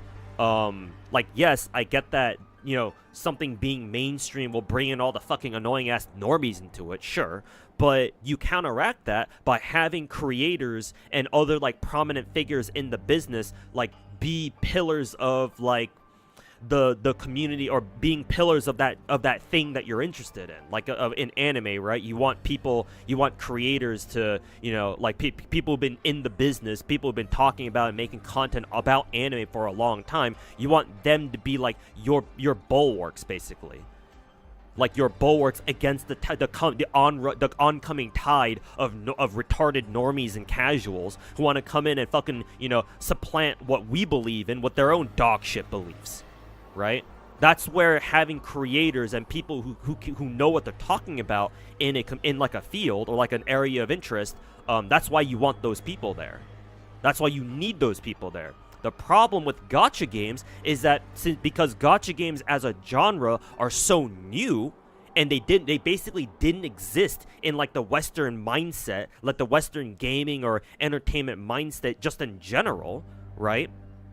Gacha games before 2020, before Genshin came out, before we were hit with the pandemic, were very much so underground. Only a few people, relatively speaking, knew about them at all. The normies certainly had no clue about gacha games before then. So when Genshin when Genshin came out, that shit hit the fucking West like crack cocaine in the 80s. Like how crack cocaine hit the fucking, you know, the fucking projects in the fucking 80s. Like, there was no one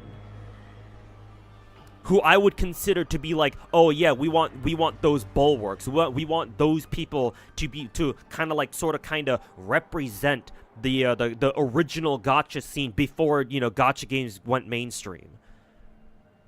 There was nobody. And so, at least in part, that's why you see especially these days, that's why you see so many fucking bad takes, so many dog shit creators. Like, it's not the only reason why, don't get me wrong, I think it's certainly one of the major reasons why. Because imagine if we did have a network or a community of, like, actually good and sizable content creators who knew what they were doing when it came to gacha games. People who had been playing gacha games for years before then step in and be like, hey, no, you guys are getting gacha games wrong. This is how you should be approaching Genshin, for example. And later on, as we started to get more and more, you know, big gacha games like Star Rail, Zenless, Wuwa, you know, they do the same thing for those games too. But nobody has done that. No one.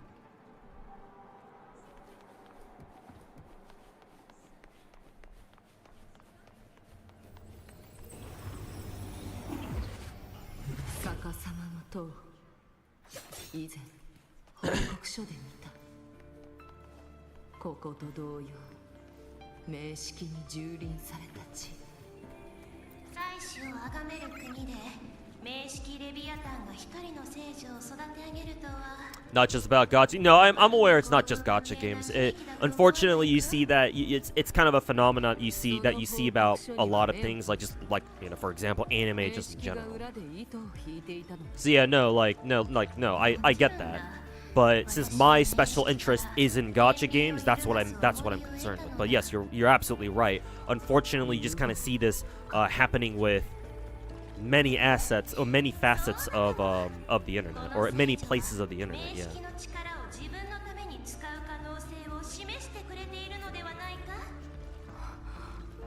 Makes you feel ancient, starting with Rage of Bahamut like over a decade ago. I know, right?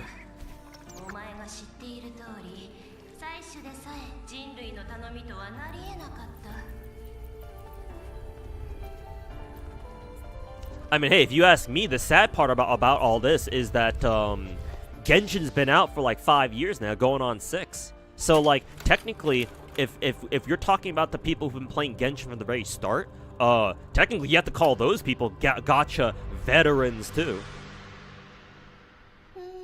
But hey, are they really veterans though? You decide.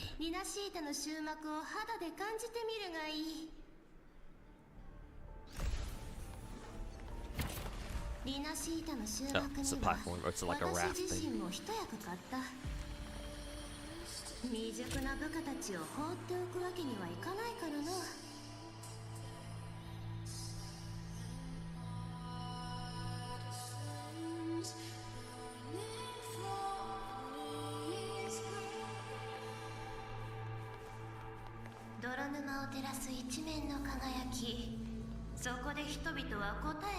But yeah, Trapana, like, it's because of how the gacha scene has turned out since Genshin came out that I find my motivation to continue being a creator myself.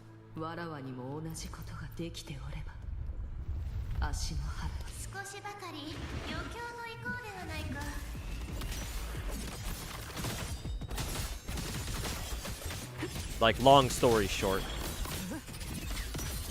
like, I am just sick and tired of seeing all this gacha tribalism, all these narratives that people love to fucking choke on, all these agendas they fucking love pushing.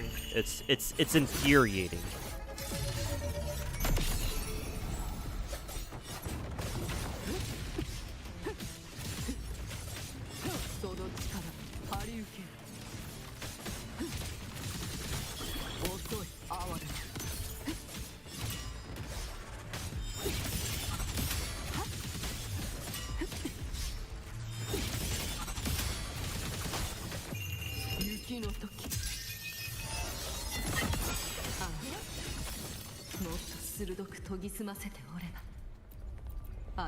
Hiyuki's ult actually reminds me quite a bit of Raiden's ult from Genshin, actually. And then there's the VA drama. I'm aware of like the VA. I'm aware of quite a few VA dramas. I don't really count that.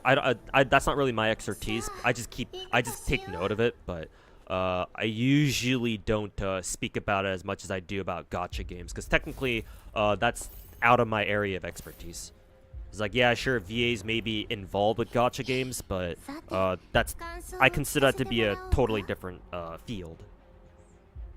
So I try not to like judge too much about that, but sometimes they give me no choice.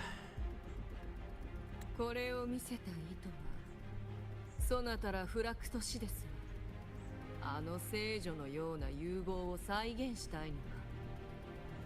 そなたの狙いはあくまでもわらわが名式の共鳴者となる未来であろう。否定はしない。何しろ歴代の昨夜の巫女の中でも鈴を通して名式と絡み合う未来を鮮明に見通せた者は一人しかいない。それはお前の才能であり。Hey, Chaos, welcome back. Thanks so much for the 19-month resub. そ Welcome の back. ようなものはただの危険な呪いに過ぎぬ。足の原の伝説やコレクティブの調査報告で漂白者のことは知っているだろう。同じ救世主としてお前の彼女に対する評価を聞きたい。強い。もっとはっきり言えば良いものを。足の原で敗北を重ねてきた自分とは違い、あの者は完璧な救世主だと。だが所詮この世に漂白者は2人といない。彼女は今週とリナシータを救った。だがホナミはどうだ。ソラリスには救世主の光が届かない闇が至るところにある。ホナミのように。昨夜の巫女よ、才能あるお前にとってあれがもたらす呪い程度大した問題ではないかもしれない。だが持たざる者はどうなる。才能もなく天の恵みも得られなかった弱者は。その全ての責任をたった一人の救世主に背負わせるのは酷ではないか。ソラリスには今より多くの救世主が必要だとは思わないか。だからこそ私は名式を利用して救世主を作り出すのだ。つまり漂白者が名式の力を利用したようなと言いたいのか。思考はしたとも。だがフルールドリスの出現は万に一つの偶然に頼るほかなく、ミヤの誕生も結局はレビアタンの妄想に過ぎなかった。最後にリナシータへ現れたあれでさえ所詮は退屈で空虚な抜け殻。だがお前の協力があれば話は別だ。ひゆき、お前が漂白者のように名式の力を使えば全てが変わる。穂波が無様な姿になることはなかった。芦野原は真の救世主を迎えられるだろう。認めざるを得ぬ。その Jesus, 提 they're 案 still going. 抗いがたい魅力がある。確かにわらわは名式への復讐を望んでおる。 How long did it fucking take to just to unlock the new fucking 今 area? 以上の Jesus. 力が必要だ。ラハイロイにとどまったのだ。名式を切るに足る刃を求めてのこと。だが復讐のために人としての尊厳を捨て旧敵と手を組むわけにはいかぬ。ここ穂波は幾千万もの屍が積み重なった廃墟だ。無念のうちに死んでいった者たちに聞いてみるがいい。人としての尊厳がどれほど重要だったか。きっと彼らは生きていたかったと答えるだろう。衛星の称号を冠する昨夜の巫女よ。お前は自分の限界を知っているはずだ。数えきれないほどの失敗を重ね、名式と戦いながらかろうじて芦野原を守ってきた。だがこの先はどうだ。所詮お前はあの者のように完全な救世主ではない。お前が倒れたら誰が鈴を受け継ぎ再び孤独な袋小路を歩むというのだ。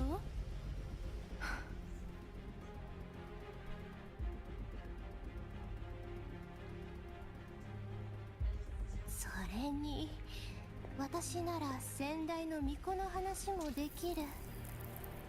Yawning is crazy. 人はもろく凍り Oh, やすい。 did I yawn? Oh, cool. そこで良い提案がある Well, のだ if it'll make you feel any better, I don't really give a shit about Wuwa's story.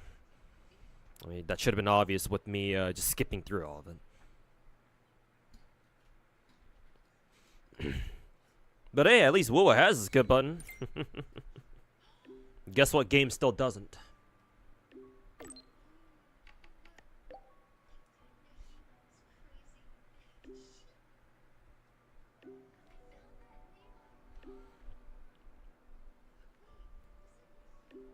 Hey, maybe people ought to make me go viral for yawning through a through Wuwa's story at some point. If Genazod can go viral in China for calling Wuwa's 2.0 2.x story fucking 7 out of 10, then shit, man, I would love to see what they think about me yawning during a Hiyuki segment.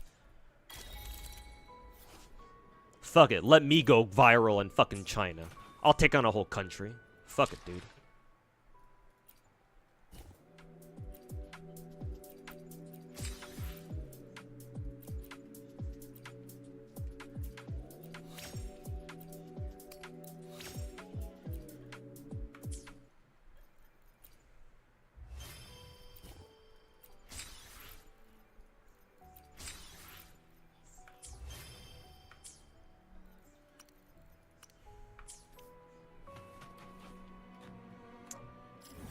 Let's see. What do we need to do? What do we need to do now? Have we still not unlocked the new fucking map yet? What the fuck? Yeah, we still haven't unlocked this fucking bitch-ass place.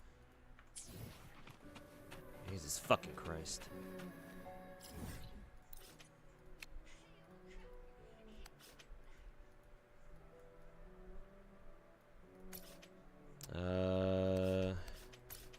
Can I spawn here and then just fly?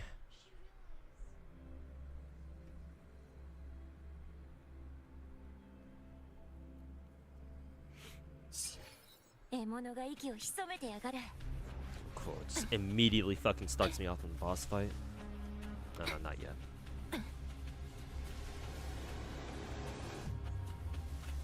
Jesus, bitch, how long did it take to fucking disengage?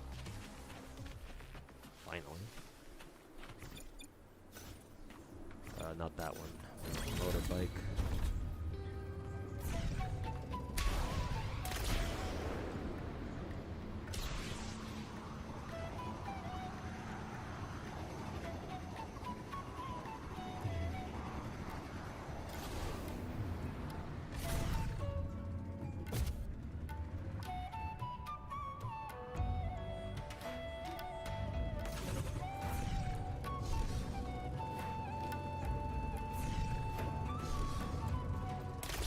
Oh, I have to press spacebar.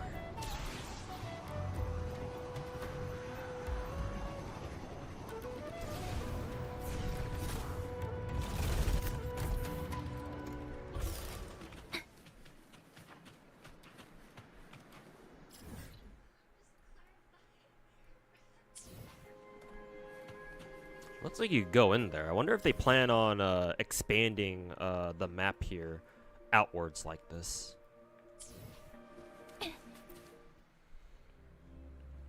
Why don't I like Gacha Smack? Let's see. He says reasonable things. I assume you meant to say he says. But when he starts talking about gacha games, his ass still plays to earn money. That's impossible. Then from this, it's possible to. What are you trying to say here? Why don't you like Gacha Smack? He is reasonable things. I'm assuming you're trying to say he says reasonable things, but when he starts talking about gacha games, how gacha games is ass, and still plays them anyway and earns money from them, then it's impossible to listen. I don't know where you're trying to go with that, but the reason, like, here's the thing. The only reason why, the only things I can say about Gacha Smack that make me like not like him is that I don't think he takes gacha games as seriously as I want him to. But again, that's a criticism I can make about basically every other fucking gacha creator out there. So like, me giving Gacha Smack shit for that is kind of like, well, you know, he's not the only one.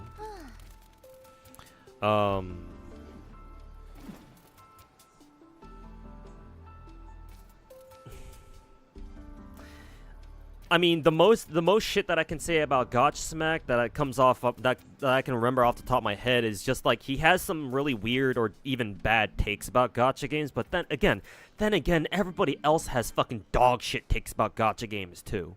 Like saying Gacha Smack has bad takes about gacha games is like, okay. Well, what exactly are you trying to get with that? Everybody has dog shit takes about gacha games, not just him. Matter of fact, I would give Gacha Smack. I actually like Gacha Smack more than the vast majority of other gacha creators out there, because at least he's honest about the fact that gacha games are just a fucking side gig for him, and that he doesn't really care about gacha games. He's only doing it for the bag.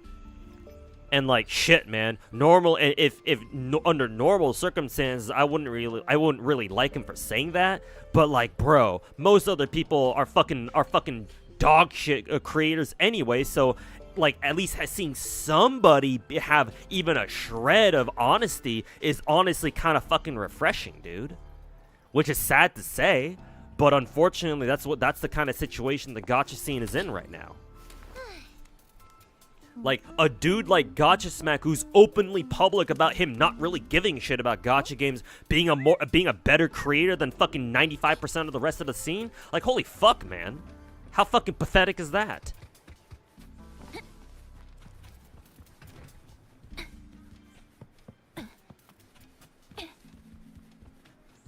I think I'm supposed to talk to Luke.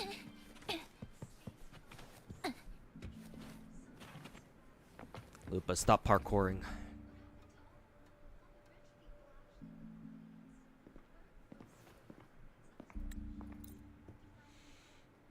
What about the lore one? I don't know what you mean by that. Are we still talking? Are you talking about Gacha Smack? Did he say something about lore or something?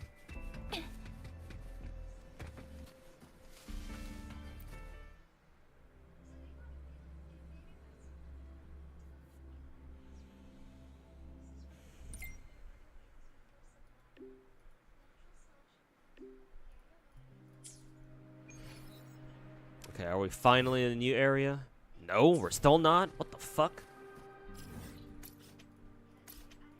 You fucking serious?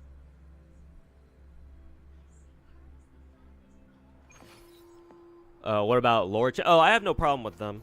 They're just making lore videos.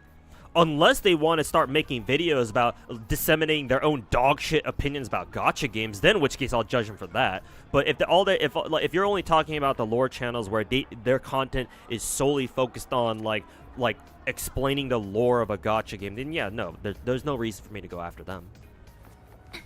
That's good content. They're making I consider their content to be actually good, because there are people out there who are interested in a story in like the lore of a gacha game, but they don't have time to fucking sit there for hours reading that shit. So there is demand for channels like that, for lore channels that, you know, do the reading for people, and then they're able to process all the information that they've gotten from reading a story, and they're able to condense into a nice little, like, you know, 30-minute, hour-long video that explains everything for people.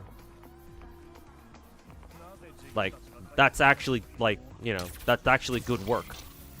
I have nothing against that. Oh god, it's all the way up there.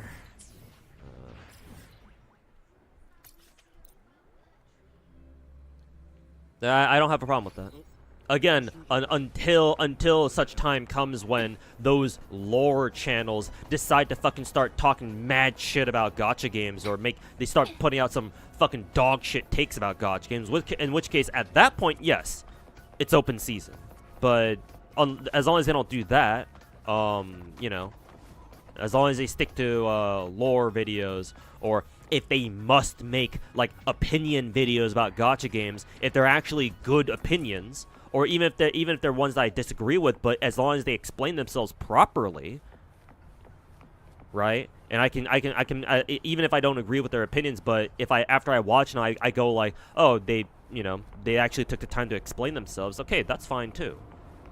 I just don't want to see people create mindless, brainless, fucking narrative-pushing, agenda-pushing, fucking bandwagon-ass content. That's not what I want. Or, you know, if you must make a fucking bandwagon video, or a bandwagoning video, at the very least put some fucking effort into it, and, like, put some actual thought behind it. Most people don't do that, though. It's up there. Is there another teleporter I can take? Or yeah, I can just take this one.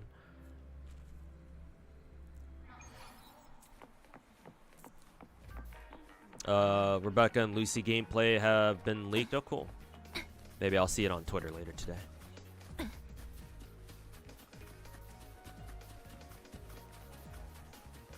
Would I say that people who watch lore videos instead of reading are considered LARPers?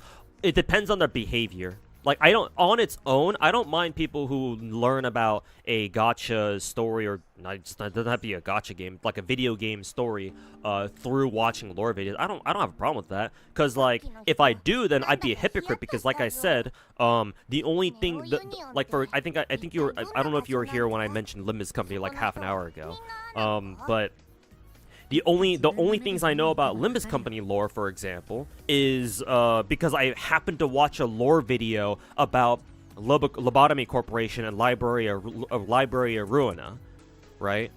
It's like, I've never played either of those games, but I know a little bit about the Project Moonverse now, thanks to that. So again, if I were to have a problem with people who just watch lore videos and that's all they know about a video game, then, like, you know, I'd be a hypocrite. So it's not that I have a problem with people who only learn about a video game's lore through lore videos on YouTube. What I do have a problem with is people who only watch lore videos like that, or like summary videos like that, and then act as if they know everything there is to know about the fucking game's lore. Or they for some reason find it necessary to fucking talk to people as if, like, oh, Limbus Company has the best story ever, and all they know about Limbus Company's story is fucking lore videos. It's what people decide to do with their knowledge about a game's story that I have a problem with. Not the fact that they decided to watch a video on its own. That on its own is fine.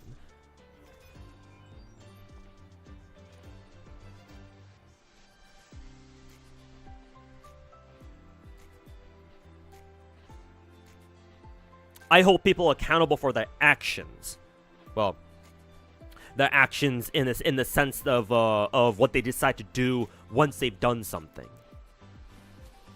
Like, do I hate people for, do I talk shit on Wuwa cucks just because they play Wuthering Waves? No. I talk shit on them because they decide to, after they play Wuthering Waves, they decide to fucking, you know, fillet the long shaft of Kuro games endlessly and be all like, oh, Wuthering Waves is so much better than Genshin. And other fucking retarded shit they'd like to fucking spout out of their fucking assholes. Oh, Wuwa isn't AI generated like NTE is. And again, other dog shit things that they come out that comes out of their fucking absolutely miserable fucking parentless mouths.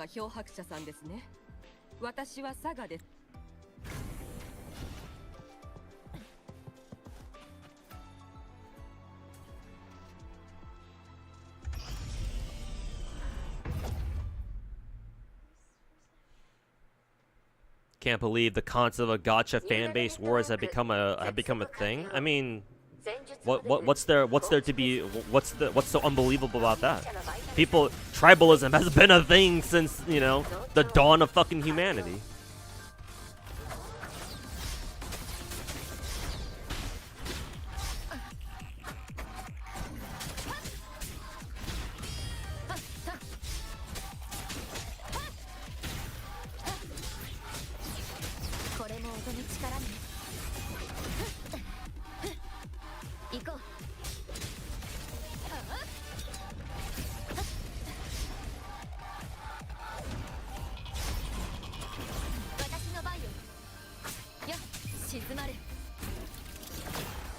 Gacha tribalism was always going to be a thing. It's just, I didn't expect it to be this bad.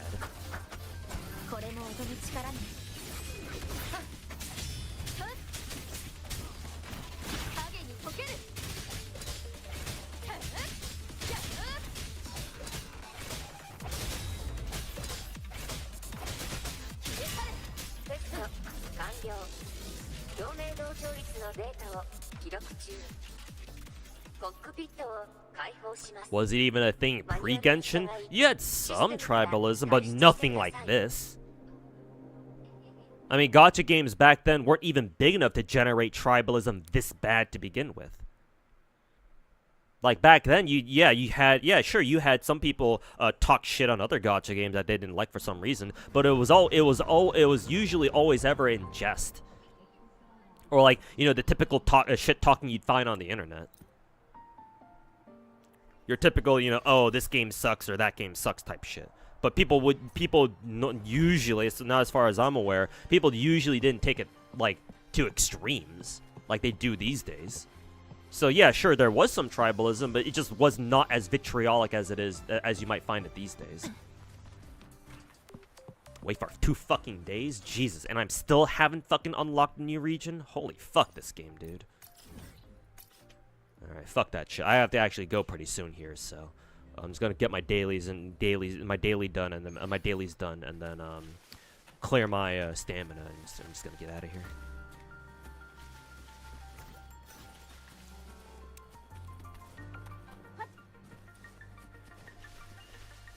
Then people say Genshin was just a copy of Breath of the Wild. Yeah, that was the meme of the time.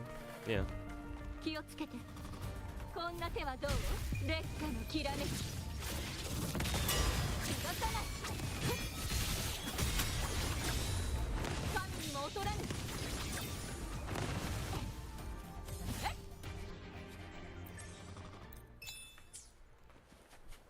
That certainly was the meme of the time.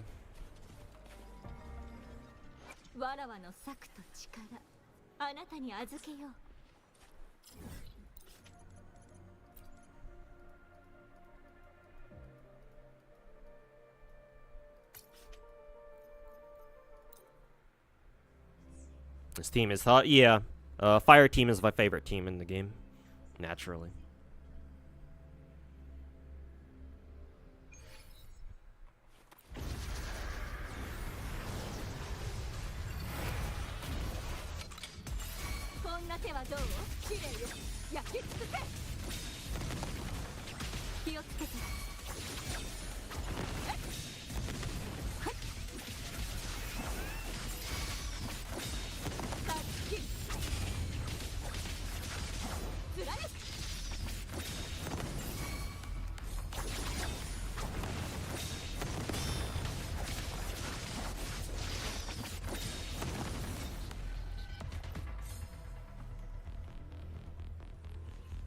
Yeah, Breath of the Waifus and shit.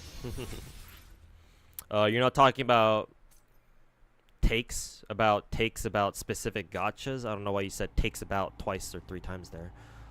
You're talking about the Tectone leftovers who talk about how gacha games are bad games and they promote gambling and make money from it. Well, yeah, but that just goes out saying they're all fucking pieces of shit, Trapana. Yeah, I know exactly who you're talking about.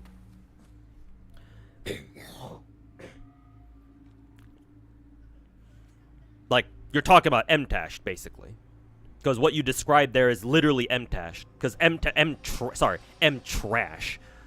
M-Trash, what? He's on record for saying, like, multiple times over and over how he's gonna quit gacha games, right? And every single time he comes crawling back to make to doing gacha game content because he realizes every single time that he doesn't get enough views from making MMO content, which is the content I would imagine he would love to make a living off of, but it's just not enough. So he keeps crawling back to making gacha content anyway, every single fucking time.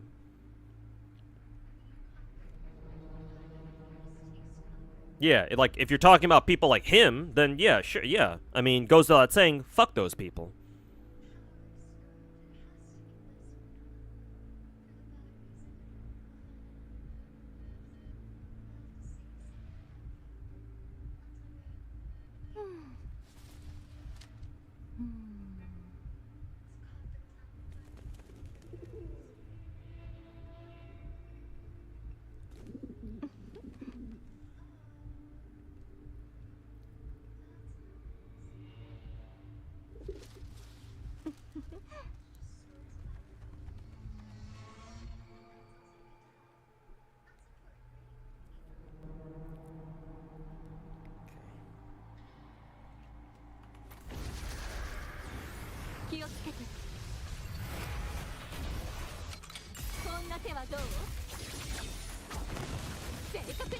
Shit, that one missed.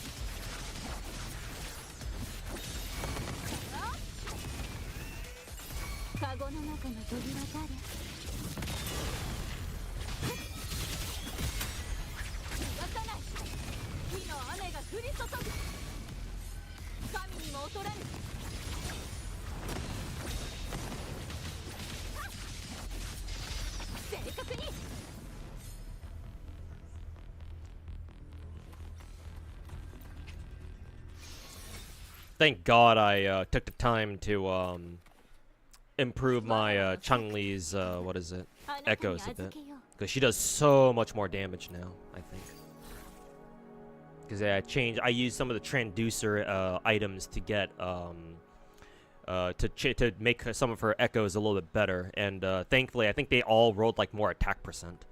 So this one got 10% attack. Holy shit! I actually don't remember if she always had this one. Maybe she did. I don't know. I don't remember. I don't think so. Yeah, I don't think so. I don't remember her having a 4-line, a good 4-line stat sheet like this. But either way, more ER, more attack percent. That one's real good. More ER here would have been even better if this were attack percent. But yeah, this one too, more attack percent, even skill damage bonus, which is even better. And then double crit attack percent. Yeah. Because holy fuck, my Chun-Li needed that. So I could think before most of her echoes were just like double crit and like the occasional third good substat, but now most of her echoes are actually really good. Yeah, all of them have at least 3 good substats, which is excellent.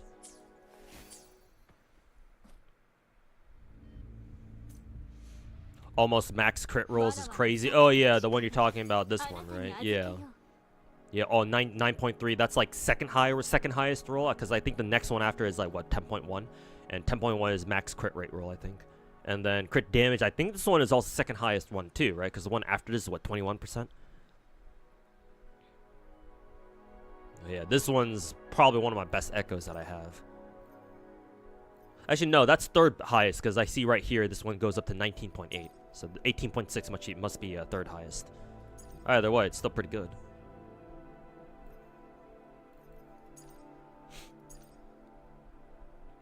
I guess the last 3 echoes I kind of got screwed out of getting more crit damage, but that's fine. Do I play Star Dive? No, I do not. I'm not really interested in it. Also, the fact that it's published by Netmarble also has me very worried. So, I don't play Star Dive.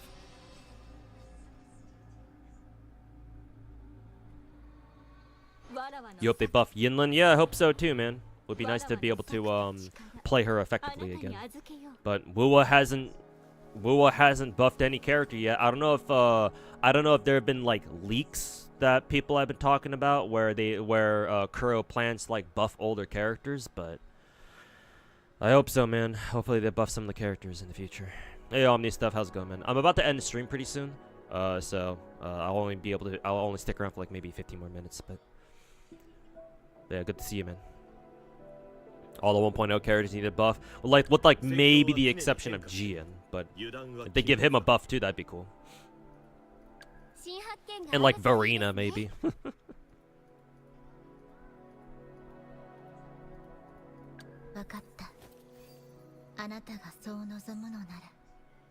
How's it going? Going all right. I had a really rough past 2 weeks. So I survived, but at what cost?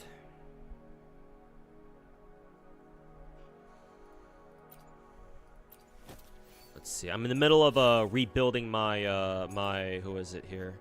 My shorekeeper. I think I have one more transducer item. I wonder if it's worth using one on here.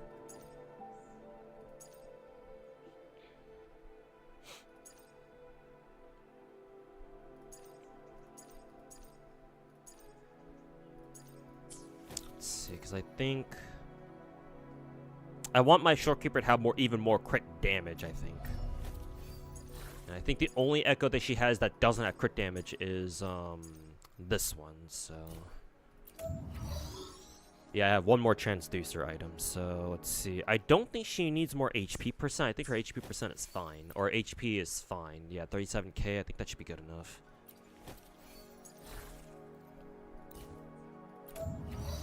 So I can just keep the crit rate and the ER and pray that she rolls crit damage. Hey, there we go.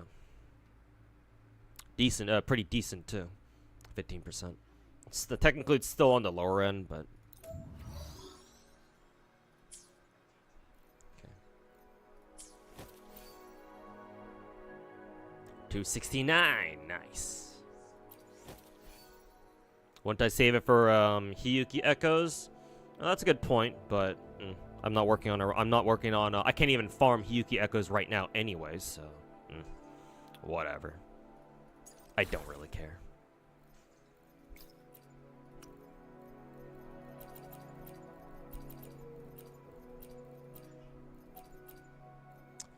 Let's see. Let me see if I can find a better one. I would like to grab a one here that gives me double crit. That'd be really nice.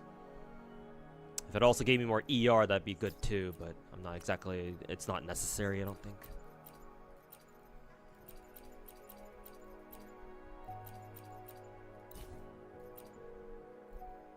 Just like that. How does he do it? I don't know how hard it is to get the stats you want from transducers, but for some reason my transducer luck has been extremely good. Like I don't recall every time I've used a transducer item, I don't ever recall like having to use more than one to get the stats that I'm looking for. It's kind of crazy, actually. I just have no reference for like how hard it is to get like reroll stats that you actually want using transducers, but I do not remember ever having to use more than one transducer on the same echo. That's how good my luck is.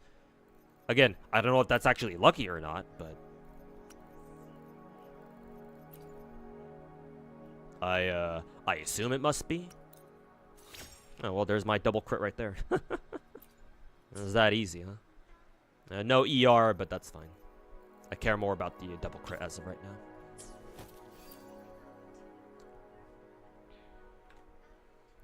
Let's see here. Let me double check the shorekeeper. Let me consult the shorekeeper guide on Pridwin. Let's see.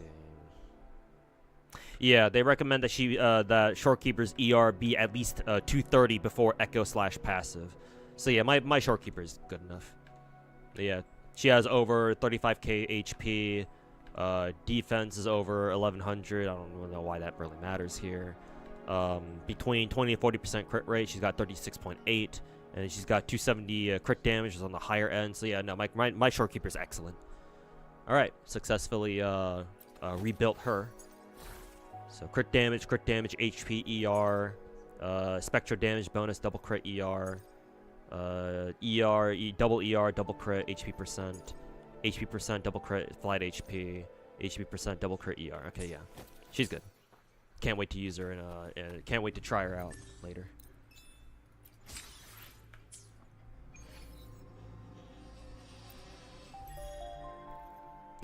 Thanks Omni stuff for wasting your points. Appreciate it, my dude.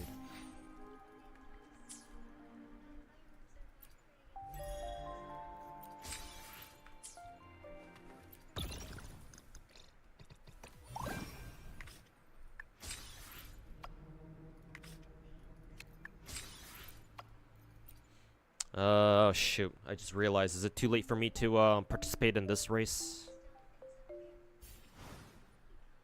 Ow. Fuck.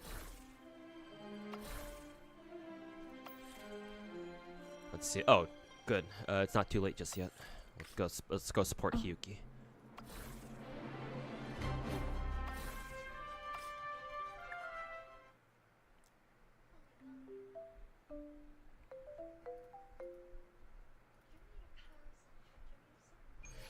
Do I still play Snowbreak? Yes, Trapana, I do.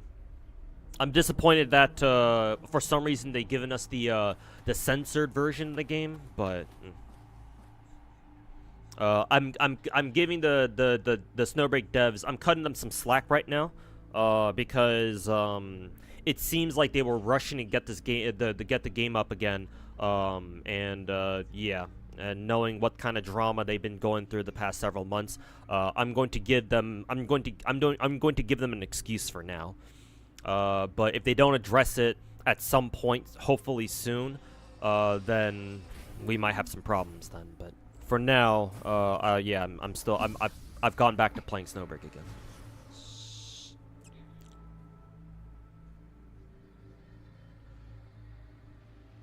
Yeah, we'll wait and see.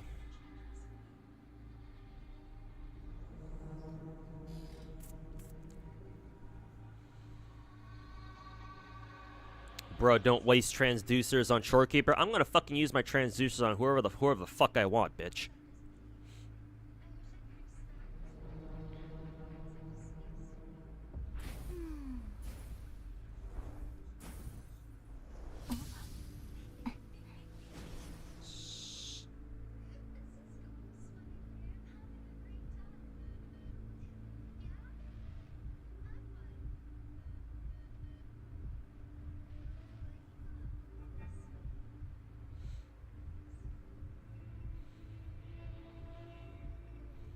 The wrath of the Gacha God will rain down upon them. I mean, technically that's already been done, but...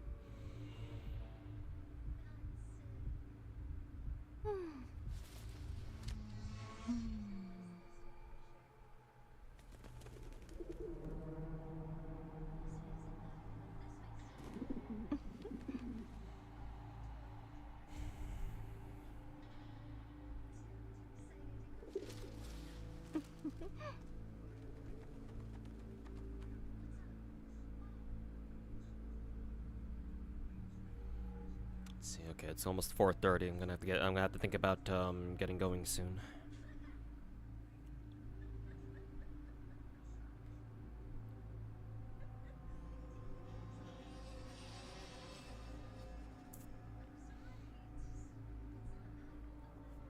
The new Fox Girl in Snowbreak is really fun and broken. It seems like almost all of their whenever they release a new dualies girl, a character who dual wields like the machine pistols or whatever, they're almost always broken. Fucking Wedding Lifa is busted as shit. Who is it? Dooley's Boo Boo is also really good too, I think. And then now we got a Fox Girl who also dual wields.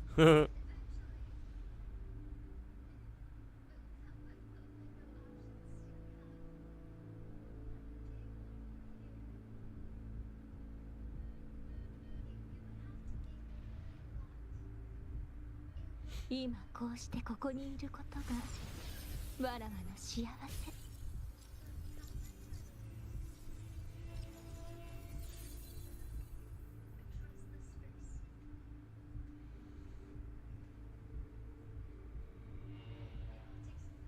Forgot to log into your gachas because oh yeah, Forza Horizon 6 came out. Yeah. Makes sense. You've been grinding that one. Yeah. Hopefully you've been enjoying it, my dude. I saw who was it? Pippa? Yeah, I think Pippa was trying out Forza Horizon 6 too.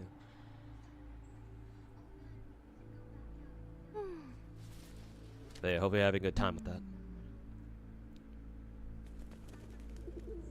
Boo Boo, your goat. I really liked who was it? Dooley Boo Boo's her skin. Her skin was the first skin that I bought in a long time just because I really liked it. Too bad it's censored now. But kind of to be expected, you know, CCP and all that. You're loving it so far? That's good. Even as Sobreak came back without censorship, we still don't get peak like the Acacia blowjob scene. I think I know what you're talking about, actually. Well, I mean, if you still want that, then well, I'm sure there's something out there. You just gotta know where to look, I suppose. 今こうしてここにいることがわらわの幸せ。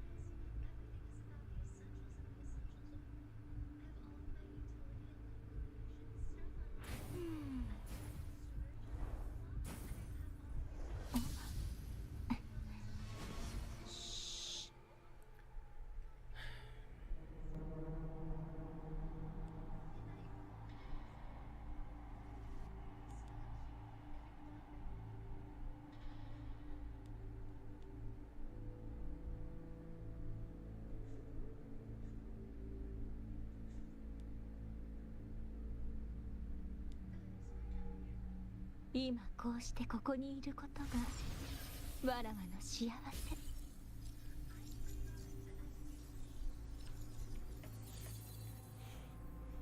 Okay, chat. I'm getting out of here.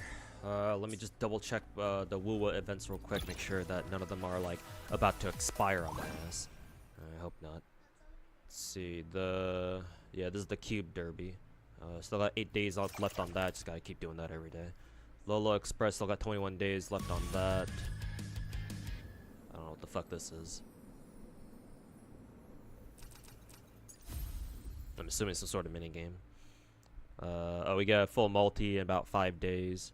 I think this comes out after Denia's banner comes out. I'll probably do my Denia banner after we get this multi right here. So after May 23rd. Okay, so basically next week. So I think I'll hold off on my Denia pulls until the 23rd or until after the 23rd. Obtain Spindrift. Okay, cool. Is there anything I want to buy here? Not really. The weekly packs might be nice. Let's see, I already bought all the extra pulls. Let's see, we can buy 2 transducers, but we gotta obtain 5k Spindrifts in total. Not quite there yet.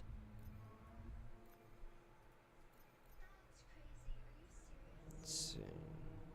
So I guess I'll just save my spinches. I don't have that many anyway.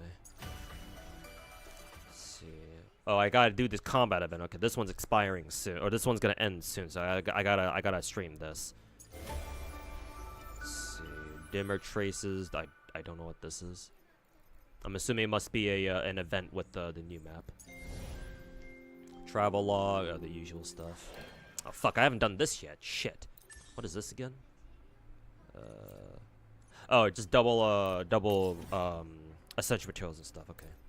I actually don't. This is perfect because I actually don't have any shell credits left, so I can fucking use a couple of stamina cubes on this. Oh, not the end of the stream just yet. I gotta fucking do this shit.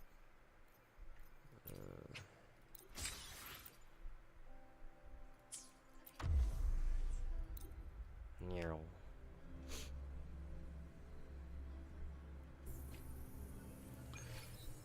You may grab the money packs before Denia since they rotate. Yeah, for sure. Especially the $10 ones. I think the $10 ones are definitely worth picking up.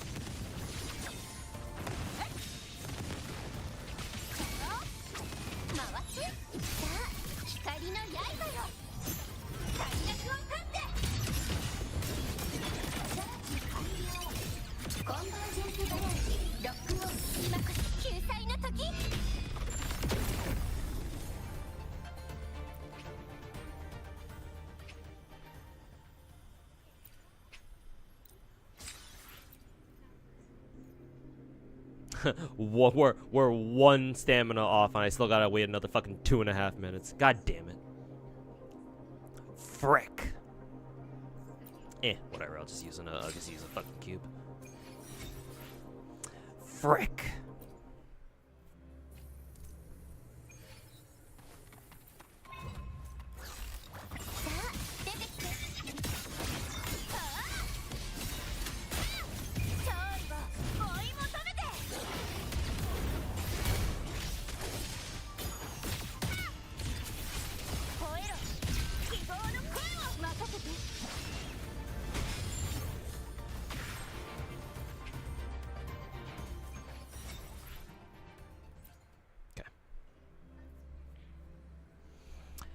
There's still time until Denia's banner, right? Yeah, we have, Hiyuki's banner is gonna stay here for another, like, 4 days, I believe. Yeah, for just under 5 days, or just a little over 4.5 days. So, Denia will be here next week.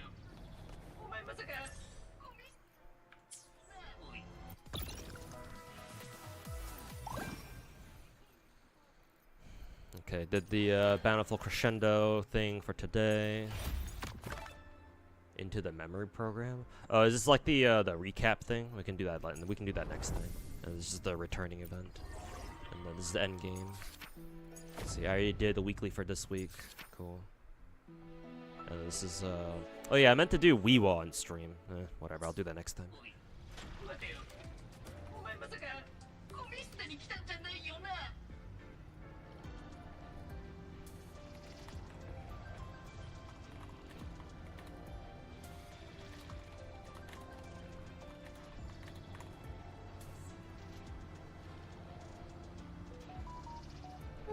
Okay. Alright, now it's time for me to get out of here.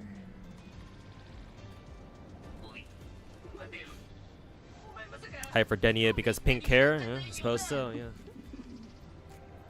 It is pink hair girl time. Or pink hair gotcha girl time.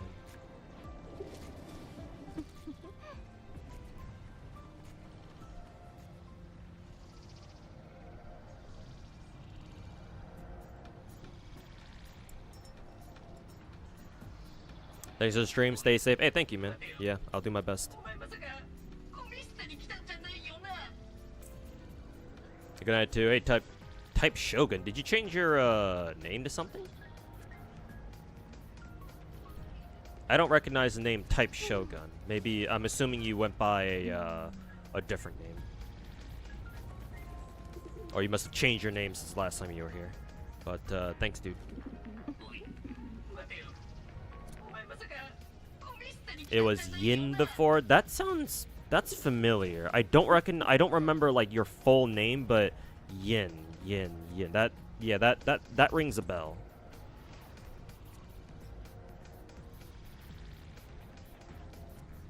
Furlova rerun? I already have Furlova. But yeah, best of luck for your Furlova run. Or your Furlova pulls. Did you get Hyukyu sequences? No, I did not. As a general rule of thumb, I only ever buy one. I only ever pull one copy of every character in the game. All my characters are at S0. The literal, all the limited characters anyway. Obviously, I've got dupes of the perma characters whenever I lose a fucking coin flip. But the literal the only exception is Shorekeeper. And this is only because I bought it. I spent enough money on the Wuwa spending event a couple of months ago, earlier this year, specifically in order to get the extra copy of Shorekeeper. And that's the only reason why.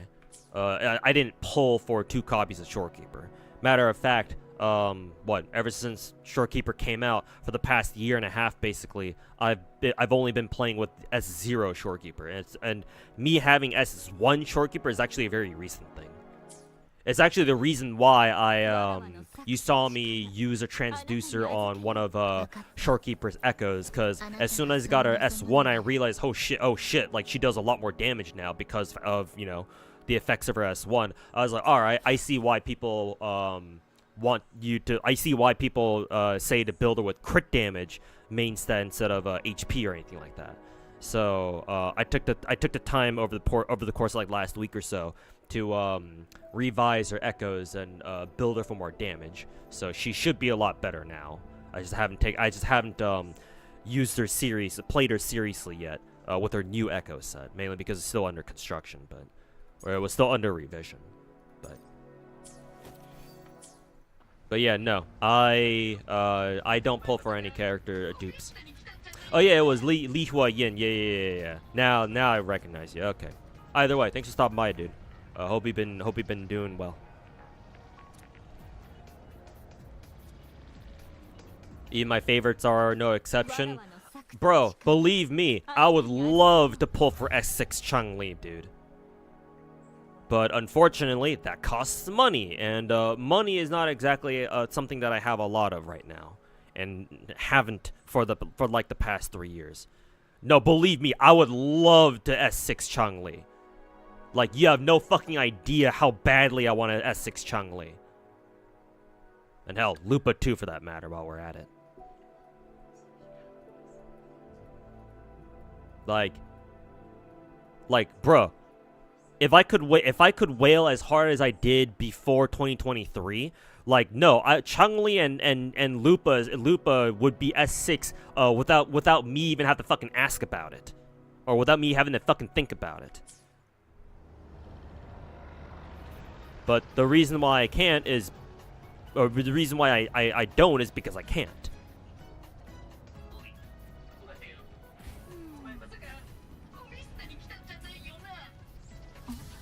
I'd also S6 Shorekeeper too while we're at it, I suppose.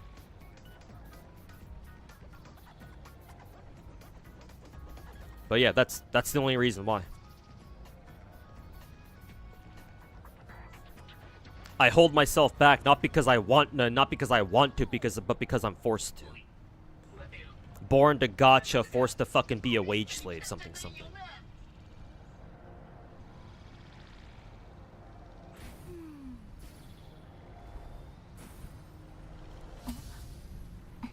Oh, and I suppose S6 Cartwheel too, for that matter. But there's a few characters in this game I definitely want to S6. When I wanted to wail, but God said no money, yeah. Broke ass bitch. Anyways, I'm out of here, boys. Let me go send you guys over to Mr. Fobmaster. Looks like he's back from that one Wuwa IRL event from yesterday. You'd S6 all the waifus if you could. Yeah, same here, dude. Same here. But yeah. Have I done current Wuwa? Not yet. I wanted to do it on stream, but I'm out of time for today. So maybe if I am able to stream tomorrow, I'll do it tomorrow. But anyways, take care, everybody. Thanks y'all for hanging out and just chatting with me about gacha and stuff. But yeah, go say hi to Fobmaster for me. Tell him I said what's up. And yeah, I hope everybody has a good rest of the weekends. So.